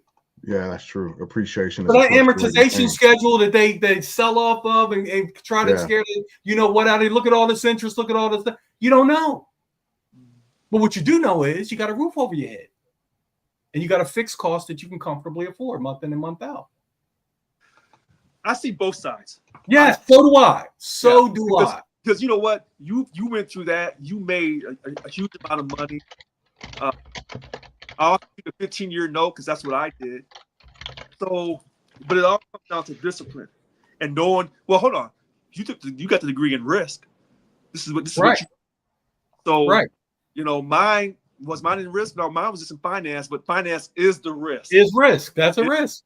So, you know, I see where Richard Kiyosaki is coming from. I see why President Obama told people to buy 15-year notes, because when I saw the difference between my 30-year note and my 15-year note, I said, now I see. It was going to be a $300 difference. And I said, well, I guess I won't have no new car for a long time because I'll sacrifice that new car for a house. Right. Yeah. Own a house. It ain't nothing Absolutely. like not getting a car note. Not having to pay a car note is like, woo. Look, I didn't have my first car note until late in life. I had always purchased my vehicles cash. I don't want a car note. I can't stand it. It's such a waste of money to me. But Jay, what you can do, Jay, to get to a job. He's right. Jay, very good. I got that. But Jay, what you can do is have your LLC buy your car. That I have to figure out. And then write that off, and then the LLC writes it off. Yeah, I'd absolutely love to know how to do that, but that's one of the things that I'm trying to figure out, because that's one of the things that I don't know how to do. Yeah, we can help you with that. Yeah, one of the reasons why I started an LLC. Well, hold on. LLCs. But listen to this. What he's really trying to tell you, I'm surprised he didn't say this a long time ago. When you start your business, your LLC, you make sure that that debt is on your business credit. So it never reflects your personal credit score. So you have your business credit score and your personal credit score. So if you wilding out, you don't have financial discipline, do it in your business credit card. Don't do it in your personal credit card. Right. Well, yeah, and that part I understand, but I've done my best to manage debt overall, in a bit of a different fashion, so that whatever happens at the end of the day, my debt won't be the most consuming thing that I'm dealing with. Right. Right, and it's the learning So process. if I would have gotten kicked out the Army 10 to 15, yeah. And so if I would have gotten kicked out the Army 10 to 15 years ago, we do better, because it's just like, what? Wow, I didn't know I could do that. So what wealthy people do is, you have a business entity, and instead of taking a salary or taking whatever, you know what that business entity can do for that business owner? A loan. Right. Is a loan taxable? That's a great question. No, it's not. No, I don't think the great answer is no. Loans are not taxable. I immediately thought about my college loans, and they give me the statements. Right, but you didn't pay taxes on that loan when they gave you that money. Nope, I did not pay taxes. That money on came it to you tax whatsoever. free. Yeah. Now there's interest on the loan debt. Yep. But when they gave you that loan money, loans are income tax free. So a business, instead of saying I'm going to have the business pay me a salary, I can have the business lend me money. Okay, so here's a question. The business structures the loan in such a way that the payments are tiny, tiny, tiny, and they go out ad infinitum. Because I don't know if this is a continuation or not a continuation, but if this is an inclusive movement for Financial Literacy Month, but talking about LLCs, S corps, so on and so forth. I don't like saying corps because it's course. S corps. Depending on what you're using it with, CORPS, corporations. But they say corpse because it's corporation. Yeah, that's why. Right. But talking about the ins and outs of those and the differences between those S corps, LLCs, corporations, C corps, so on and so forth. I don't know what your if that's inclusive in your financial literacy information, or if that's a different topic or conversation for a different time. Yeah, that's a different topic for a different time. But Stephanie and I represent the group, but we got a bunch of background singers behind us. So we have a team on the accounting team, on the legal team, and all that stuff. So we're the face because we lead with life insurance and protection. But for the estate planning situations and scenarios, wills and trusts, we have all those resources in our organization that we can speak to. But I like to keep things real simple because when we allow things to get complicated, people get confused. They tell me I said one thing when I said something else. And that's why we always like to keep things nice and tidy and jargon free for the most part, so we can truly inform and educate. But I'll give you, that's why I tell people our life insurance is a tremendous tool used by the wealthy. That's how they stay rich. They buy as much life insurance as they possibly can. So when they pass on, they start the next generation off. They start young. Yeah. That's how the next generation starts off on third base.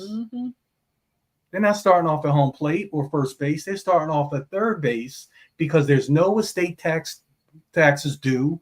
There's everything transfers nice and smoothly. There's no probate, yada yada. There's none of that stuff going on as a rule with the wealthy. Now we got some exceptions. We got some celebrities that died without wills, and we know, Prince and Michael Jackson and Aretha. Well, they found Aretha's will next to the bag of Cheetos in the couch cushion. Okay. But for the most part, that people are. Mike had wills too, but it was just this stuff happens where it's people. Business owners have buy-sell agreements, right? But they're not funded. Okay. So when my business partner dies, I'm now in business with his or her spouse because we didn't have an agreement. Yeah, buy-sell. Where so a buy-sell agreement allows me to buy out my partner's spouse, so I can own the company outright. Yeah. Oh. So in a partnership situation, most people don't even have the agreement. If they do have the agreement, it's not funded. Meaning, if a death occurs, you're still in the same situation. Okay. I have the right to buy you out, but I don't have the money because I didn't fund it with an insurance policy. Okay. And because my partner's spouse is not going to care about because they weren't in business. Our business. Yeah. My partner's spouse will want to get broke off. Yeah.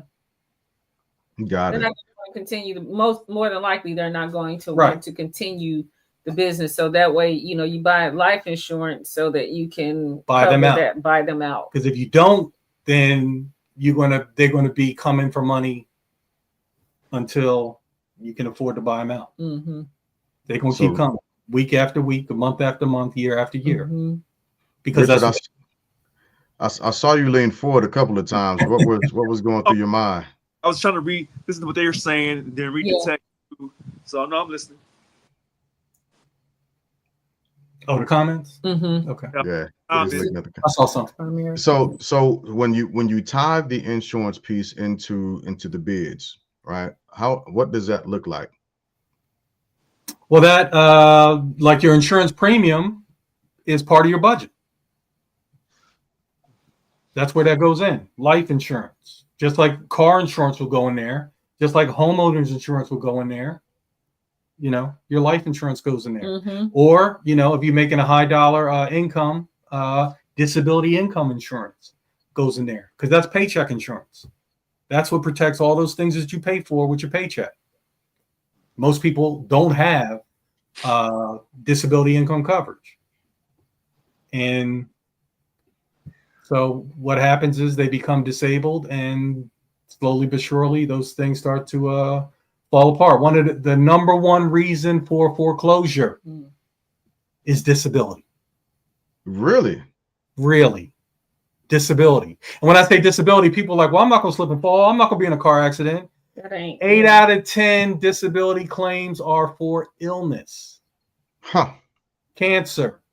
Diabetes. But really bad diabetes. Yeah, that's what kidney failure. Yeah. MS, lupus, things like that. People when they hear disability, they think of Wheelchair. Well, you know, I'm not going. Nothing bad gonna happen to me physically, and that's not the true experience. The true experience is people come down with illnesses, chronic illnesses. Mhm. And chronic is that thing that just stays with you and goes on for the rest of your life. Mhm. Like arthritis. Yeah, Yep. very bad rheumatoid arthritis will put you on claim if you have the coverage. Now, if not, guess who's going to cover you? If you fight the good fight with the government, The government, you yeah. get SSDI, right? Yeah. Yeah. But the first time you get stand in front of them, guess what they're going to say? No. No. And they're going to drag that on. They're going to drag that on for years Yep. until they say yes, and then they're going to give you years of back pay. Yeah. That is They'll not, retro you all the way back to the first no. that is not yours Yeah, to spend. right. That is not back pay. It is back pay. But I mean, it's- it ain't your back right, pay. Right. You gotta, yeah. It's not what people think. So, I got my back pay. No. So there's a lot of stuff, but it all ties together.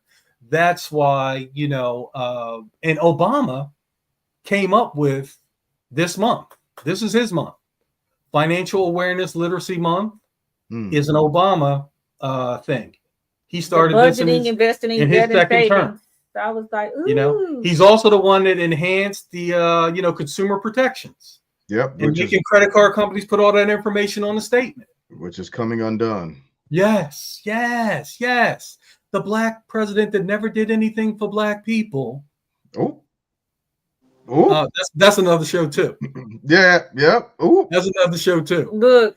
But yeah, that's not true. Mm. He did a whole lot. You just don't see when you are a leader that looks like us. You can't roll in there and say, "I'm just going to do this for Everybody get a stimulus check." I'm just going to do this for the people that look like me." You roll in there and you do something that helps everybody, but it especially helps the people that look like you. Yep. That's how you do that. You can't ever say, "I'm just going to do this black thing." J's for everybody. You can't ever do that as a black leader. That's stupid. Yeah. But you do It would be stuff. suicide. Yeah. You do stuff. Yeah. And you know who is going to help. You know who is going to benefit the most. Just like you create these scenarios and you know who is going to hurt.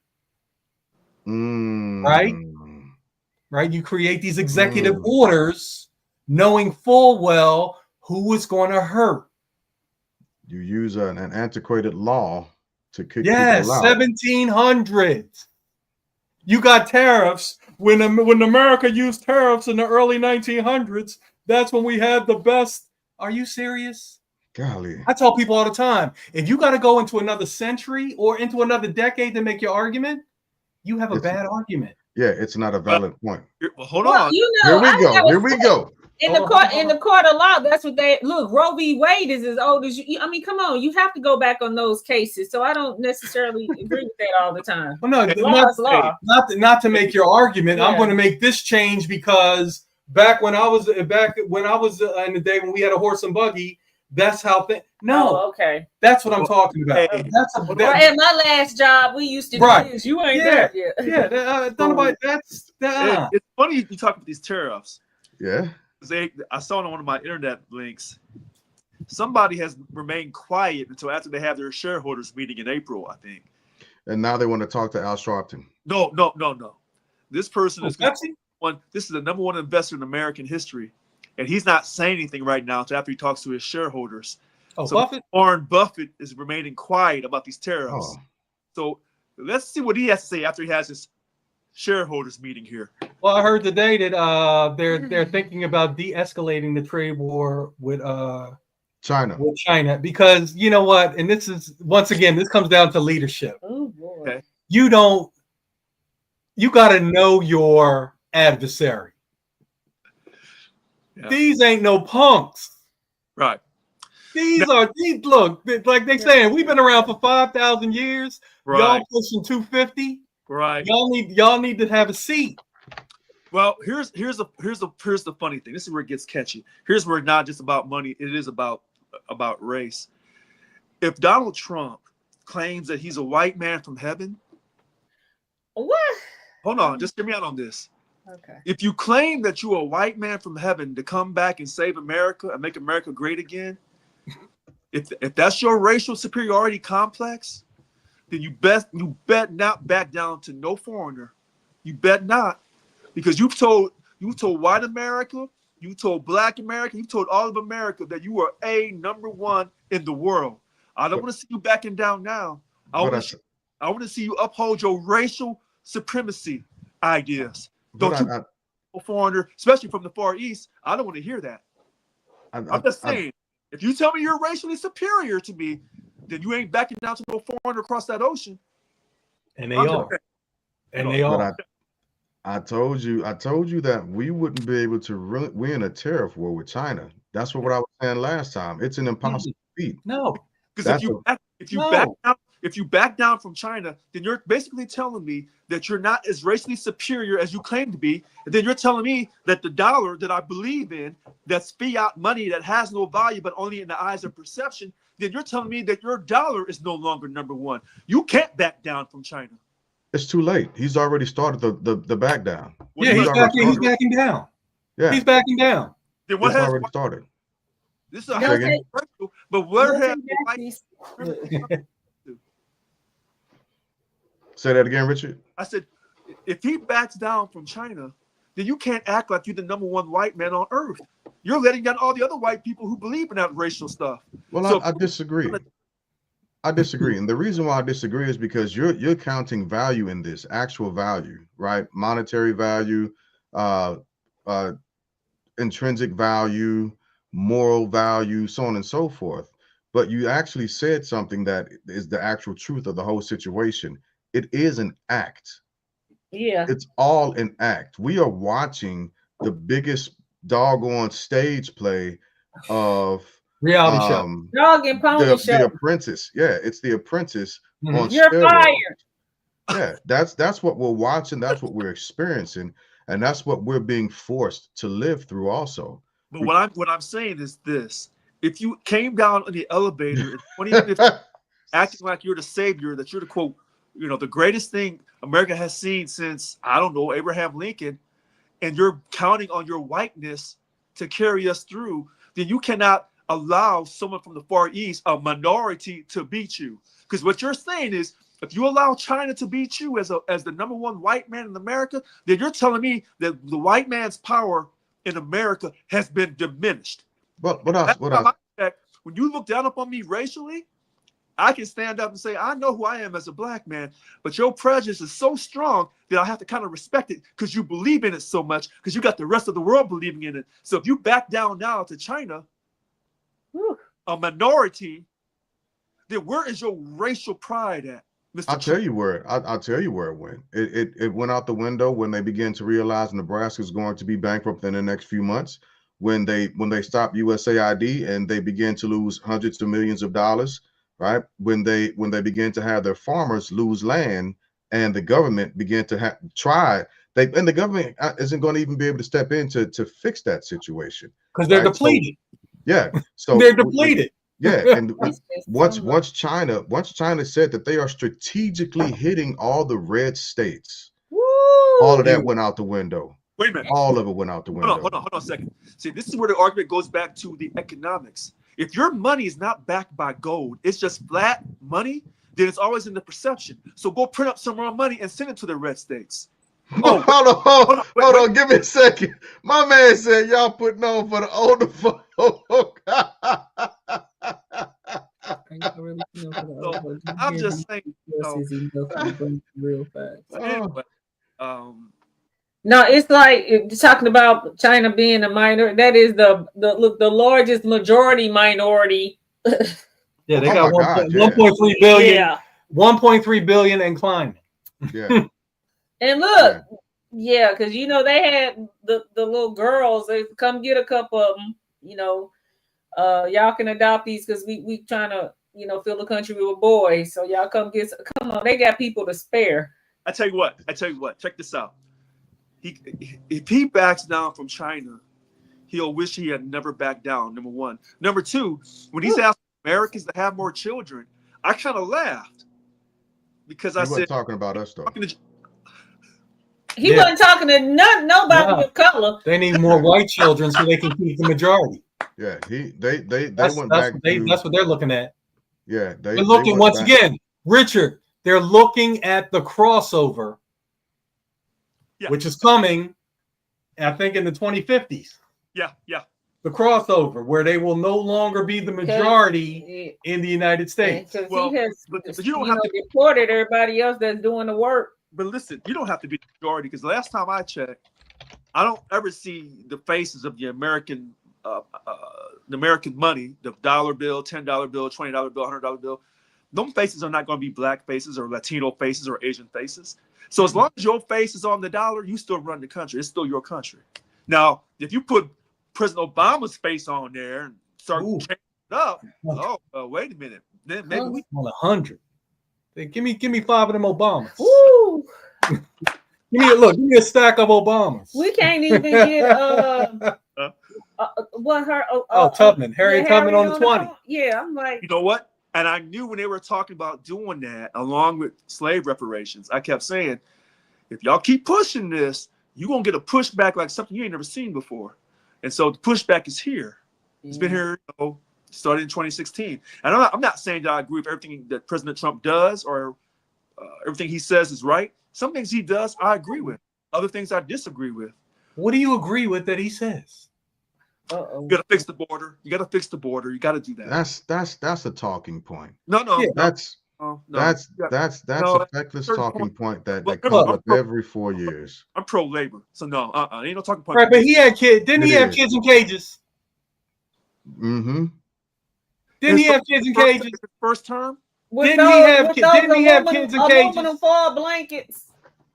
That's not a fix. That's wrong. What I'm saying is, did he build the wall and have Mexico pay for it? Well, hold on. I liked how strong the Mexicans came. They was like, "Oh, you want us to build a wall?" So here, you cannot allow people to come to your country legally and work. Now, someone on last week said, we have to find companies. We have to find the companies that hire these people. I agree with that as well. We should be doing both. I said that.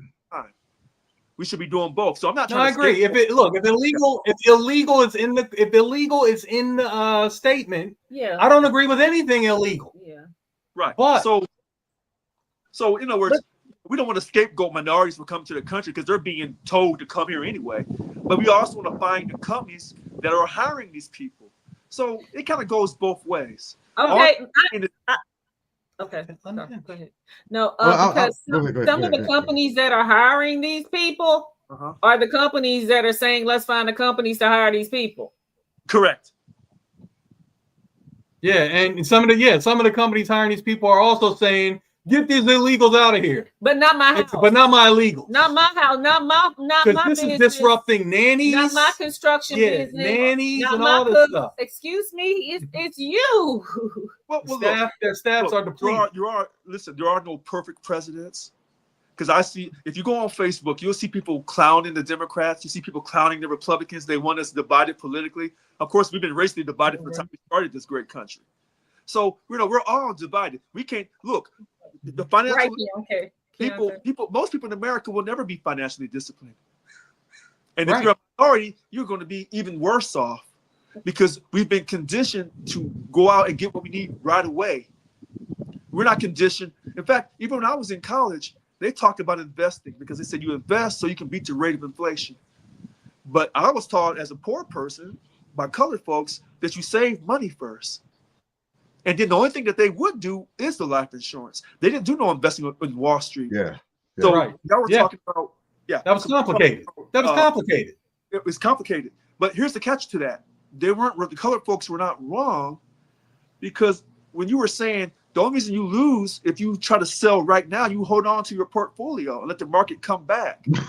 You go back in the past, you'll see that, quote, the wealthy people were always the ones that were, quote, insider trading on Wall Street. So they already knew when the things were going to go hit the fan.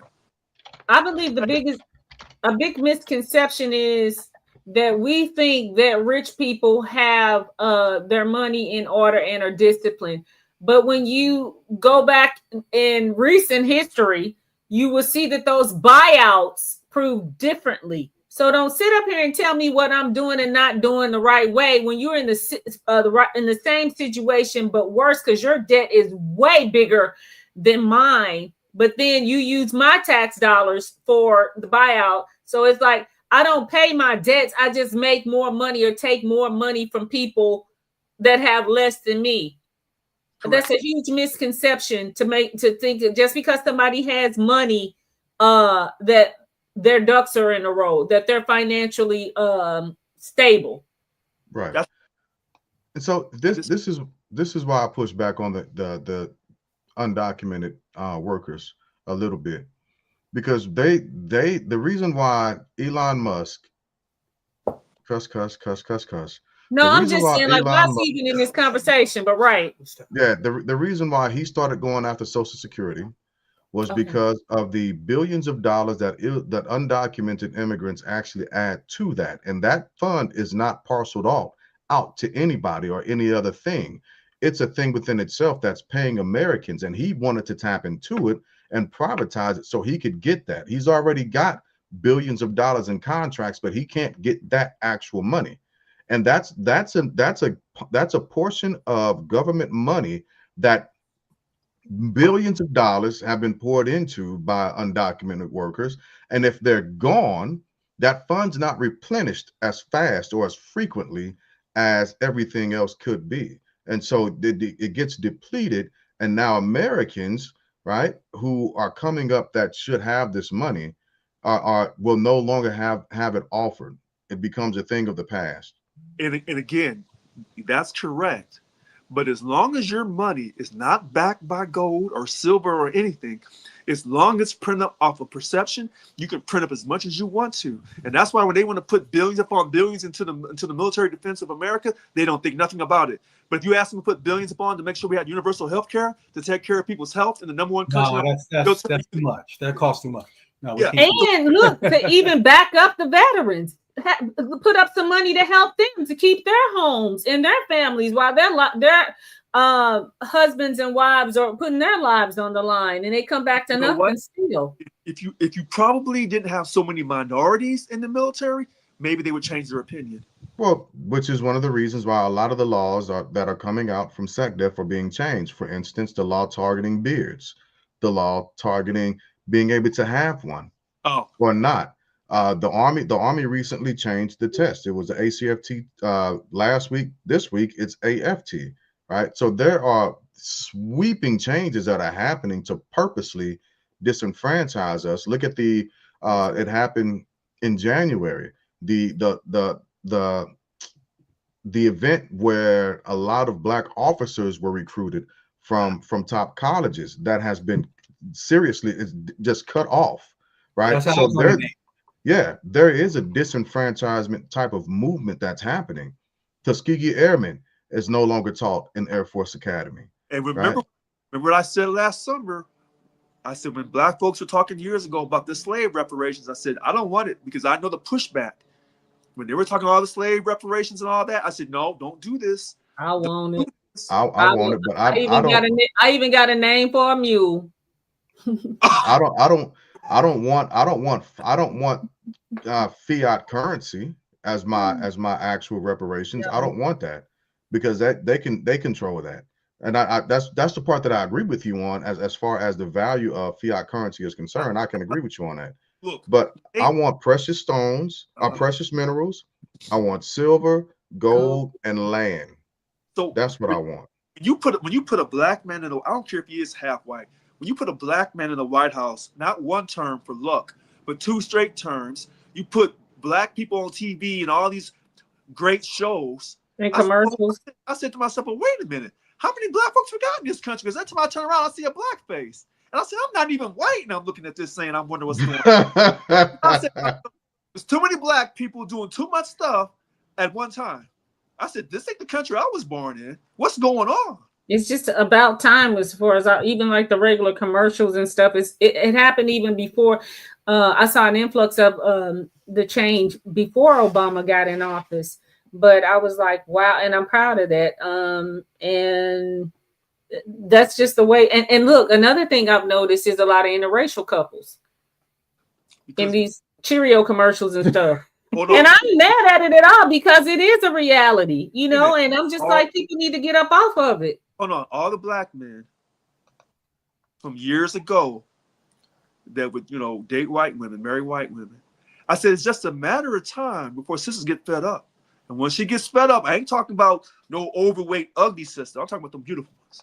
Okay? Those. Jesus Christ. I'm talking about those beautiful black. So when they came out with that TV show Scandal, and they showed that beautiful black woman, Kerry Washington, and the president, I said, uh-oh, it's on. And sure enough, I started seeing all the white men just grabbing the finest one they could grab. Oh, there's one. There's one. And they start grabbing them. But hey, that's how the game goes. You don't treat your women right, somebody else comes and grabs them. Well, Richard, let me give you some fun facts. Okay. 88% of married black men Uh-huh. are married to a black Black woman. woman. Except for the NBA. I'm just No, kidding. no, no, I no, just no. said that to make you mad. What? No, don't make me Why? mad because I got the other one. I know. Black men who make $200,000 or more and are married, 95% of them Uh-huh. are married to a black woman. So we're tripping Wait a off minute. of Cheerio a commercial. thing Wait a minute. that's You not send- even a real thing. Right. Hold on a second. You got to send me those links because I want I'll to. send it to you. Okay, send them I'll please. send it to you. Somebody just said something about Because if I go to the NBA and the NFL, this is where But I that's but that's a small You missed the word though. percentage of You us. missed the key word. Married. Married. Not side- Shannon Sharp. Not side pieces. Not Shannon Sharp. no. I want to. Married. Only Hold bands. on, wait. No, married. I'm gonna put Shannon Sharp on the side for a second. Okay. If we go and look at some of the most famous basketball and football players who are married, so we go to Dr. J. His first wife was black. His second wife was, I think she's white. Okay, that was Dr. J. Bill Russell, first wife was black. His next wife was white. That's Bill Russell. Will Right. Chamberlain, we can't count Will Chamberlain. Wasn't No, married. looking He out. was never married. Yeah. Exactly. So Michael Jordan, first wife was black. Second wife, well, she's Latina. Cuban. Cuban, but she identifies as She brown. She White. brown. He said White- she had No, She brown. Cubans, those white She Cubans brown. identify themselves as being white. All right, They do. we go to Scottie Pippen. He's always been with white. Yeah, Okay, but see, so that's the Let 5%. him finish. That's the 5%. Go ahead. You Finish. listen to 5%. I can keep counting. All right, so do this. Do this. Okay, Who's the best black actor? Up, Denzel, Samuel, Lawrence. Who's the best? Mark. Just give me the best black actor. That's so tough for me. That's That's Denzel. Okay. What we doing? Who's he Okay. married to? Okay. There you go. Okay. Give me the best black anything. If you want to do this game with me, give me the black person at the top of the and 9.5 times out of 10, their wife looks like my wife. That's all I'm saying. Wait a minute. Because I was already counting, and then you start you You jump. would look at once again. Bill Russell is dead. Will Chamberlain is dead. I told you, you got to keep it here. Does it? You got to keep it here. Keep it in the Well 2000s. Wait a minute. I pointed out for a fact because I can take it a step further and say, well, if that's the case, if you say all these actors and athletes, their wives look like your wife, then I would say, where the dark gals at? See, we can go over to that dark gal situation. Well, we don't need to go into colorism. Hey, That's the hey, colorist. Jay Glass, who is George Lucas married to? Yeah, that's true. Who? Yeah, George. What do you mean? Who? George Lucas? He only made Yeah, one of his the wife greatest is black. series in the world. Yeah. His wife is black. Ralph- But I'm not talking about George because George always been down. Yeah. George made Red Tails. So- When George what I- made Red Tails, I knew he was hold on, down. well, hold on. Look, Sidney Poitier. So you said Poitier. Denzel, Sidney Poitier. Listen, I you're don't- listing the 5%. That's all you're doing, Richard. No, You're I'm not. listing No, the I'm not. 5%. No, I'm not. What I'm telling you is this: you give me a black actor, and I'm gonna give you another one. So let's get it started. And that's so that part's not the debatable thing. What is debatable is that you will run out faster than what he will. No, I don't. No, I will Yes, you not. will. Yeah. No, Yes, that's you not- will. And we No, it's not. No, it's 95% where he is. Oh, And We're what we talking can about also- 200,000 plus. Yeah, and what we also have It's to remember. 95%. So he's listing 5%ers. You're not wrong, no, but you're still listing people on the 5% list. Because- Like just like if you started listing billionaires, If you Yeah. started listing billionaires, No. what percent would you be listing? Let's go down. The You 1%. said 1%. You said, hold on. You said Denzel. I came back to Sidney Poitier. Give me another name. Sidney's hold on. dead. I need your people to be living. Yes, he's dead. Yeah. I need your people to be living. Yeah. No, Richard, because history is history. Richard, No, let's go by Richard. history. My statistic is for today. No, It's not a historical we're going statistic. historically. My 95% is today. Wait a minute. When we talk about financial investing and all that, we're going historically. And I historically, know, but you changed the channel. no, This I'm not. is I'm just saying history is history. A record is a record. Look, If factual is Richard, can you make your argument with living black men? Yes or no? I'm counting all black Yes men or no? because I'm giving respect to Dr. All King. right, but I'm asking you a question. No. I'm asking you a question. All because I'm going to give respect to Sidney Poitier, whether he's dead or alive. But he's not part of this argument. No, he is. This 'Cause I'm stat telling you is with factual. living. This is living black men Oh, earning $200,000 a year. birthday in June. Tell me that. When's your birthday in June? This is living black men. When's your birthday in June? Lynn? 20th. So you're the last day of June Gemini. Okay. Yeah. I'm a June Gemini just like you. Okay. Okay. I know Fat's a June Gemini just like us. So I'm going to count all these people. All right, but Because all you right. gotta- You listen. I hear you're going to count them all. I hear you're going to count them all. Right. But could you do me the respect of answering my question? Go ahead. Can you just count the living? No, I'm I know counting you them all. can. I know you can, but you won't. No, because you got to count them all. I don't have to because my stat is based on the living. Oh my gosh! If you're I gave you a living statistic. I gave you a living statistic. right, but when you do your financial work, we go back in the past and count it all the way up. No, if someone is asking me about what a mutual fund has done this year, I'm not giving them the 20s of last But you century. go back to the past so you can. No, I don't. Present to get to the future. Oh yeah, you have to go back to the past. No. That's like Europeans telling us that they taught us education when we were teaching them back in Africa. You got to go back to the past and go up to now. So with that being This said, statistic is current day. What you say, James? even with that being said, right? Because you are absolutely taking a small population of a bigger picture, right? Mhm. That's such a micro picture and population of what we are nationally. And so if you take the quote unquote 13% of Black quote unquote Black Americans, and you use that picture, right, as to the 95% versus the 5%, regardless of the financial disparities between the two groups, and even excluding the 1%, right? But you take it as a whole, you're not going to be able to continue mentioning people, and that's the part that I'm speaking on. So I'll concede this part to you. The majority of celebrities, Black men that are celebrities, I'll concede that. Black women that are celebrities, I'll concede that. But I also understand in that concession that there's also a specific group that they're maneuvering in, and there's so much less of us than what there is of them. And so you're exposed to different people at a different rate and a different place. Like, I'm not exposed to the same people as I am now economically than what I was when I was 15, 16, 17 years old. So I'm not going to continue to be in those same ballparks and hang out and make those my actual circles, right? So sure, take the 5%, but if you're going to take the 5%, expand that and use the whole, use the 100%, right? And then work from the 100%, and you'll run out of names to actually drop. What I'm saying is I don't believe it's 95 to 5. I think I know that. is a little You bit need wrong. the proof. You need the proof. Yeah. Well, I'm Yeah. counting them all though, and you refuse to count them all. No, Because- and you count dead people. Huh? You count more dead people than alive people. All right, let's count live people. Let's go. Count live people then. Come on. He already started with Denzel Because Washington. I'm not telling you part of the story. I'm going all the way back in the past and coming all the way up. Right. That's the only Okay. way I like So, to talk. Richard. So this conversation I would love to have with you separately. I don't want us to lose people. I don't want us to lose people over this. This is not worth it. It's not worth it to me. No, I It's got not you. worth it to me. No, I got you. But I just know this. When we're gonna talk about history and we talk about numbers or debt or savings or anything, you go back in time. Because you go back in time so you can study the past so you can understand your present to get to your future. That's I understand. All right. So Richard, I agree with what you just said. Here's the problem we've been having. Hold on.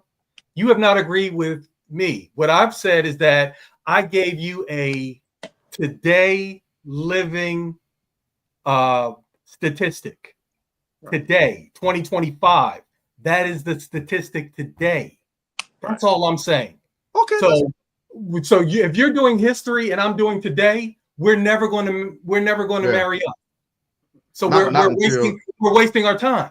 Yeah, and I don't want to do that. Take a while because we've been having a good flow, a good discussion. I'm good. Here's what I know. Anytime someone wants to talk to me, we're gonna go back in the past. Okay. We're gonna turn it off. Because what happens when I talk to people outside the culture, they only want to look at what is happening today in America. And I say, no, you go back to the foundation of this country. Mm-hmm. And then you come up. They don't want to do that because it's not going to make them look good. It's not going to make them feel good. They'll say, oh, you're living in the past. No, I'm looking at the past so I can understand where I'm at today to get to tomorrow. That's it. And I see your side. I see your side. And I see this side. If somebody slides their 401k statement that ends March 31st in front of me, and I say 3 years ago, this thing was a 7-figure account. Are they going to hear that from me? Are they going to hear that from me? You don't even have to answer. The answer is no. They're going to want to know what's going on with my March 31st, 2025 portfolio. And that's all I'm saying. So I get your, like you said, you see both sides. I always see both sides. I have to. But that's the world I live in. But listen, if a person says that they're only worried about what's happening to them today, then they're not ready to be a good financial investor. Because if you're only worried about what you see on today's financial statement, and you don't understand how in the past people have lost money, but they got it right back down the road, then that person today who was only looking at today and what's happening today, then they're going to be like, I need to sell right now.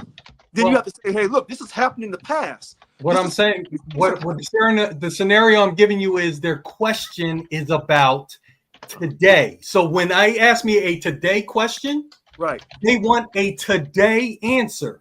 I can give them the history. Hold on. I can give them the history lesson too. Okay. But if I don't give them the today answer, I'm getting fired because they don't work for me. I work for them. So when somebody asks me a today question, I have to give them a today answer.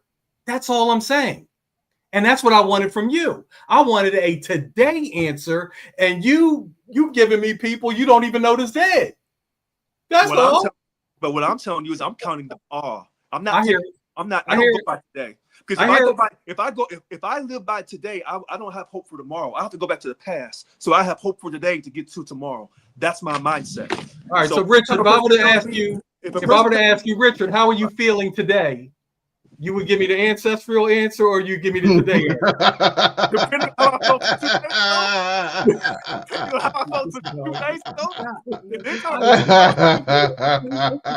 if a person tells me they're only concerned with today, you know what I tell them? If you're only concerned with today, then you shouldn't worry about tomorrow. You shouldn't worry about it. You don't live in the present. Huh? You live in the present. Yeah. And so your whole idea about financial literacy is about tomorrow, about hope for tomorrow. It's not about today. It's about hope for tomorrow. But it starts in the present. You got to make these changes. You got to make these budgeting changes. You got to make these investment changes. You got to make these debt correlations today. But all those investments. Hey, Richard, have you ever been told that you remind people of Sterling K. Brown? Okay. Is it K? Sterling. Why would you complicate it? Sterling Brown. Sterling Brown. You know who that is? Yeah, he's an actor. Oh yeah. Yeah, he's a famous actor. Yeah, he's good. Yeah, he is. He's really good, but no, I don't. No, and he's married to a black woman. Everybody. I was hoping it's a compliment. No, fine, but no, people tell me I don't remind them of nobody they know. Nobody. Really?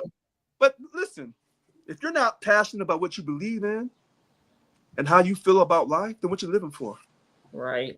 So, I say things on here and people here think, oh, he's a Republican. Oh, wait, I don't understand that. So they don't know how to peg me. I'm not a Republican or a Democrat. I'm me. I used to be a Democrat, but I know the game they run.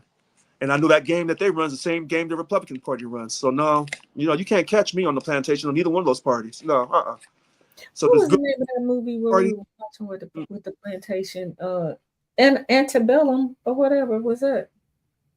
Richard is my Steve Urkel. But who is this Polar Nice? Polar. Polar always coming with the He jokes, but always says, Oh, What do you say? he's Steve Urkel. I'm Steve this is Urkel. Steve Urkel. Oh, come on! Well, wait a minute. I wish I had Steve Urkel's royalty money. Hold on. I'm telling you. Hold on. We're killing it. So with that being said, we're going to get ready to transition. Now I do owe everybody an apology, right?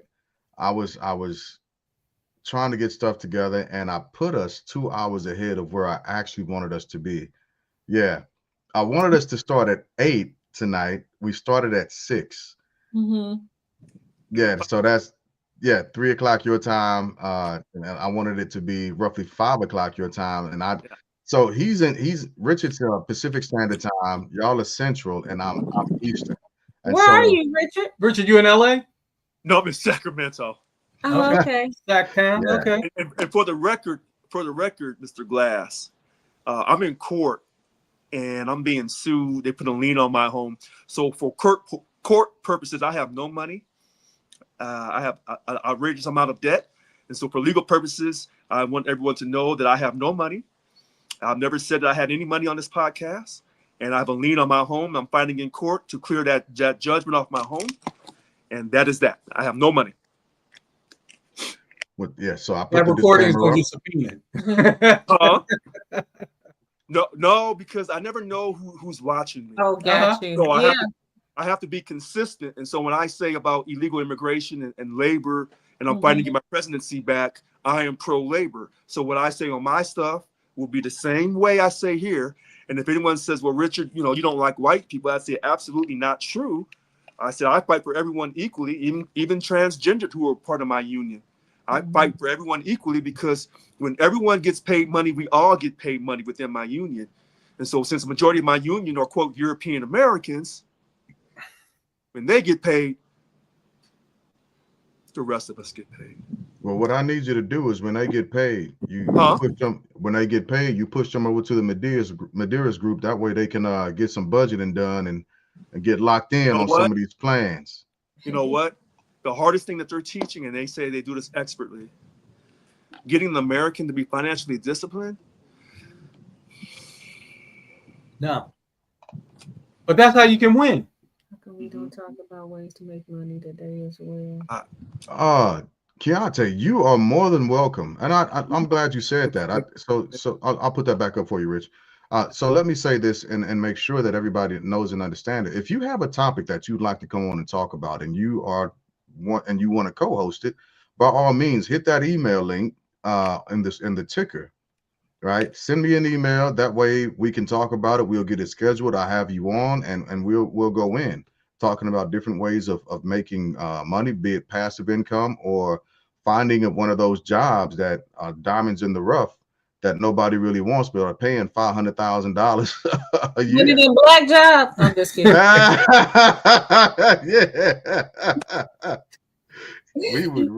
Yeah. We definitely do that. So I'll talk about a passive income that I stumbled on here lately, and I plan on continue doing it. I finished Questions, but I don't want to ask. I'll contact them. It's about other stuff, so I'll ask them off. Yeah. You talking about the Mederis Group? You talking about us? Richard? Right. Okay. Fantastic. We'll be happy. Questions that I have, that Juice had, that Mr. Glass has regarding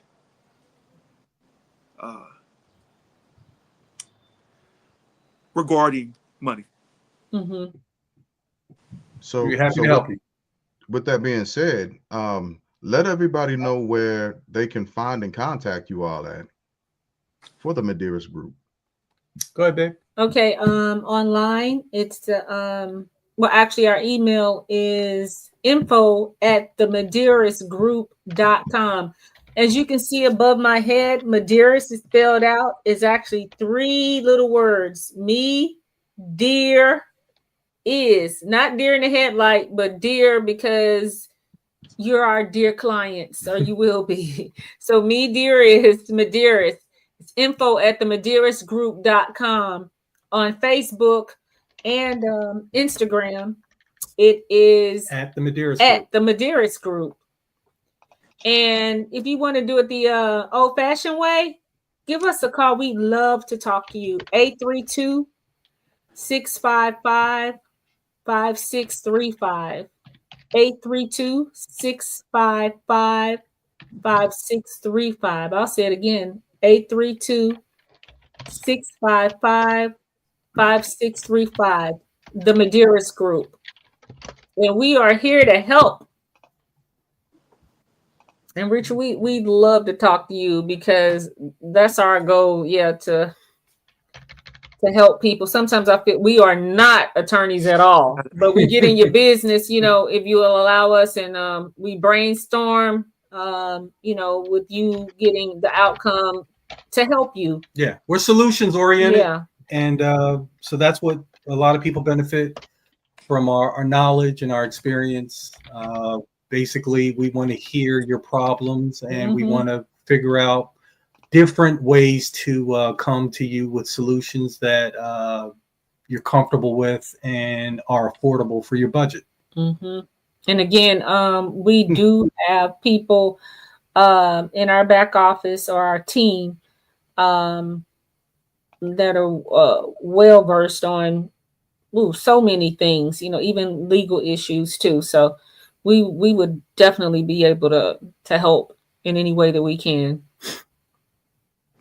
All right, perfect. And of course, we can never leave the Family Bloodline podcast into our final thoughts. So, with that being said, we're going to ask the Mederis Group to knock out your final thoughts first. Go ahead. Real simple final thought. With this being Financial Literacy Awareness Month, now is the time to ask those questions. What we always tell our clients to do is write them down, because you think you can hold them in your head until you have a phone call or a conversation or what have you. But whenever you have those conversations, just have a notepad near your laptop and just write those questions down and hit us up. And we promise that we will answer all of your questions truthfully and honestly and set you on the right path. My final thought is, when you're going on a date, take them to the park. Don't go to a movie because you can't talk. You're in the dark and all of that kind. Go outside in the daylight. Go for coffee or ice cream. Have a conversation. And it will save you time and money. That's male and female. And believe these people when they tell you who they are. True enough. All right. Rich, what you got for final thoughts today? Discipline for savings. Say that again. Discipline for savings. Good job. I should have said that. Yeah. Investment, savings, Budgeting and debt. savings. Investment, debt. Budgeting, investment, debt, savings. Yeah. So it starts, like I said, it starts with budget. Yeah. And I think it's more ways than one to skin the cat. Absolutely. But it starts with that budget of this. Yeah. Your mic is going in and out. Oh, can you hear me? Yeah. Yeah, I can hear you better now. Yeah. I said that's a tough thing to teach an American is about budget, having discipline to save money when everything on TV is about buy. Hard. Yeah. I can agree to that. That's your final, those your final thoughts? That's it. Nice and quick. All right, I appreciate it. So before I get into my final thoughts, what I want to make sure I do is Stephanie and Lynn, if you all are available on Wednesdays, I know we only have a week left in the month. Next Wednesday is the 3rd. We're going to continue the conversation. We're going to continue the conversation because I'd like to begin to also tie in, of course, insurance, right? Because there's another rollout in, I believe, September for the insurance month. If that's what that is, I think it's September, right? Yep, September. Okay, all right. I thought I was on, but I want to start getting ahead of the ball game and make sure we continue to talk to people about that throughout the year. and also get y'all's input on the topics that we're gonna probably come up with for next week, and bring those all together, not just for the good of the people that are on the panel, but for the good of the culture. Because I will be pushing this out amongst us, the airwaves, of course, on Stream TV and Spotify and all the other podcast places that we are. So I wanted to ask you all if you would have time in your schedule, we'd get together. I'll send you a message later on offline so we can make sure we can make that work out. And if not this month, that's okay. We got next month as well. We will look. We'll make accommodations. We'll make time for the one time. All right, one time for the one time. I appreciate it. And so for my final thoughts, it's simple. It's simple-ish. It's simple in theory, but it's harder in practice. And it's something that I'm learning here lately. And that is staying disciplined to continue to be successful financially. The Black community, and I've been saying this for the last few years, the Black community has been projected to spend, and this is just the Black community alone, right? $1.98 trillion in the year of 2025. And I've said this before, that $1.98 trillion does not come back into our community enough at all.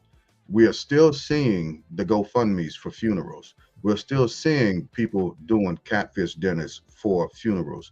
And we don't have to do that, right? We don't have to do that. If we haven't learned anything just yet, it's that our community has to take care of our community. And that doesn't mean that we don't love on the other communities, but it's just like Dr. Cornell West said, you fill your own cup up with love first and you allow it to spill over to everybody else. And we don't just do that spiritually, because I think we've gotten that part, right? I think we've figured that out, be it Islam or Christianity or whatever else we're looking at, but we haven't done it economically. We haven't done it financially. And if that's the part that also has to come into play, we have to make sure we begin to do it financially. We have to employ each other. We have to educate each other. We have to make sure that we are creating a space for each other to be successful. America is going through some pains right now, and it's never going to bounce back the way it was.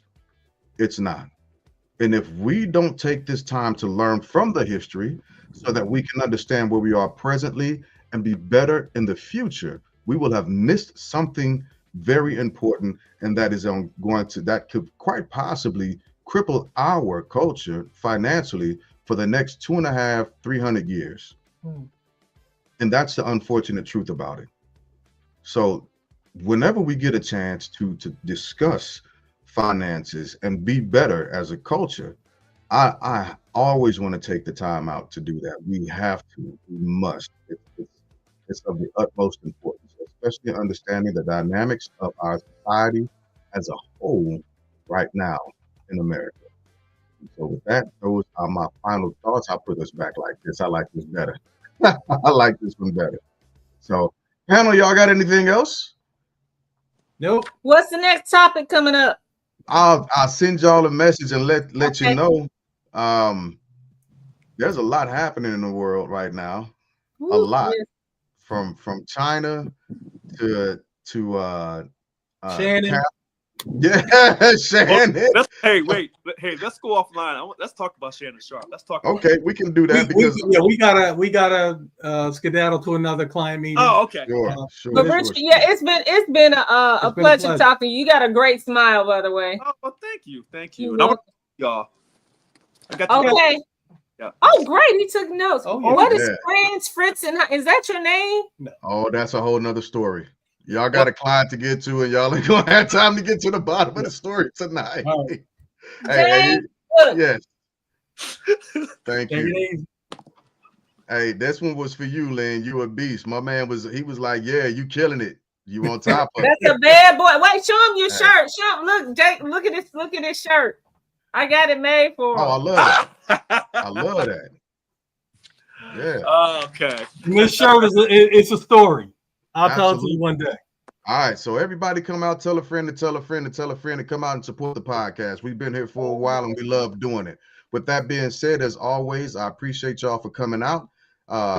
Thank you and good night. Good night. Thank you.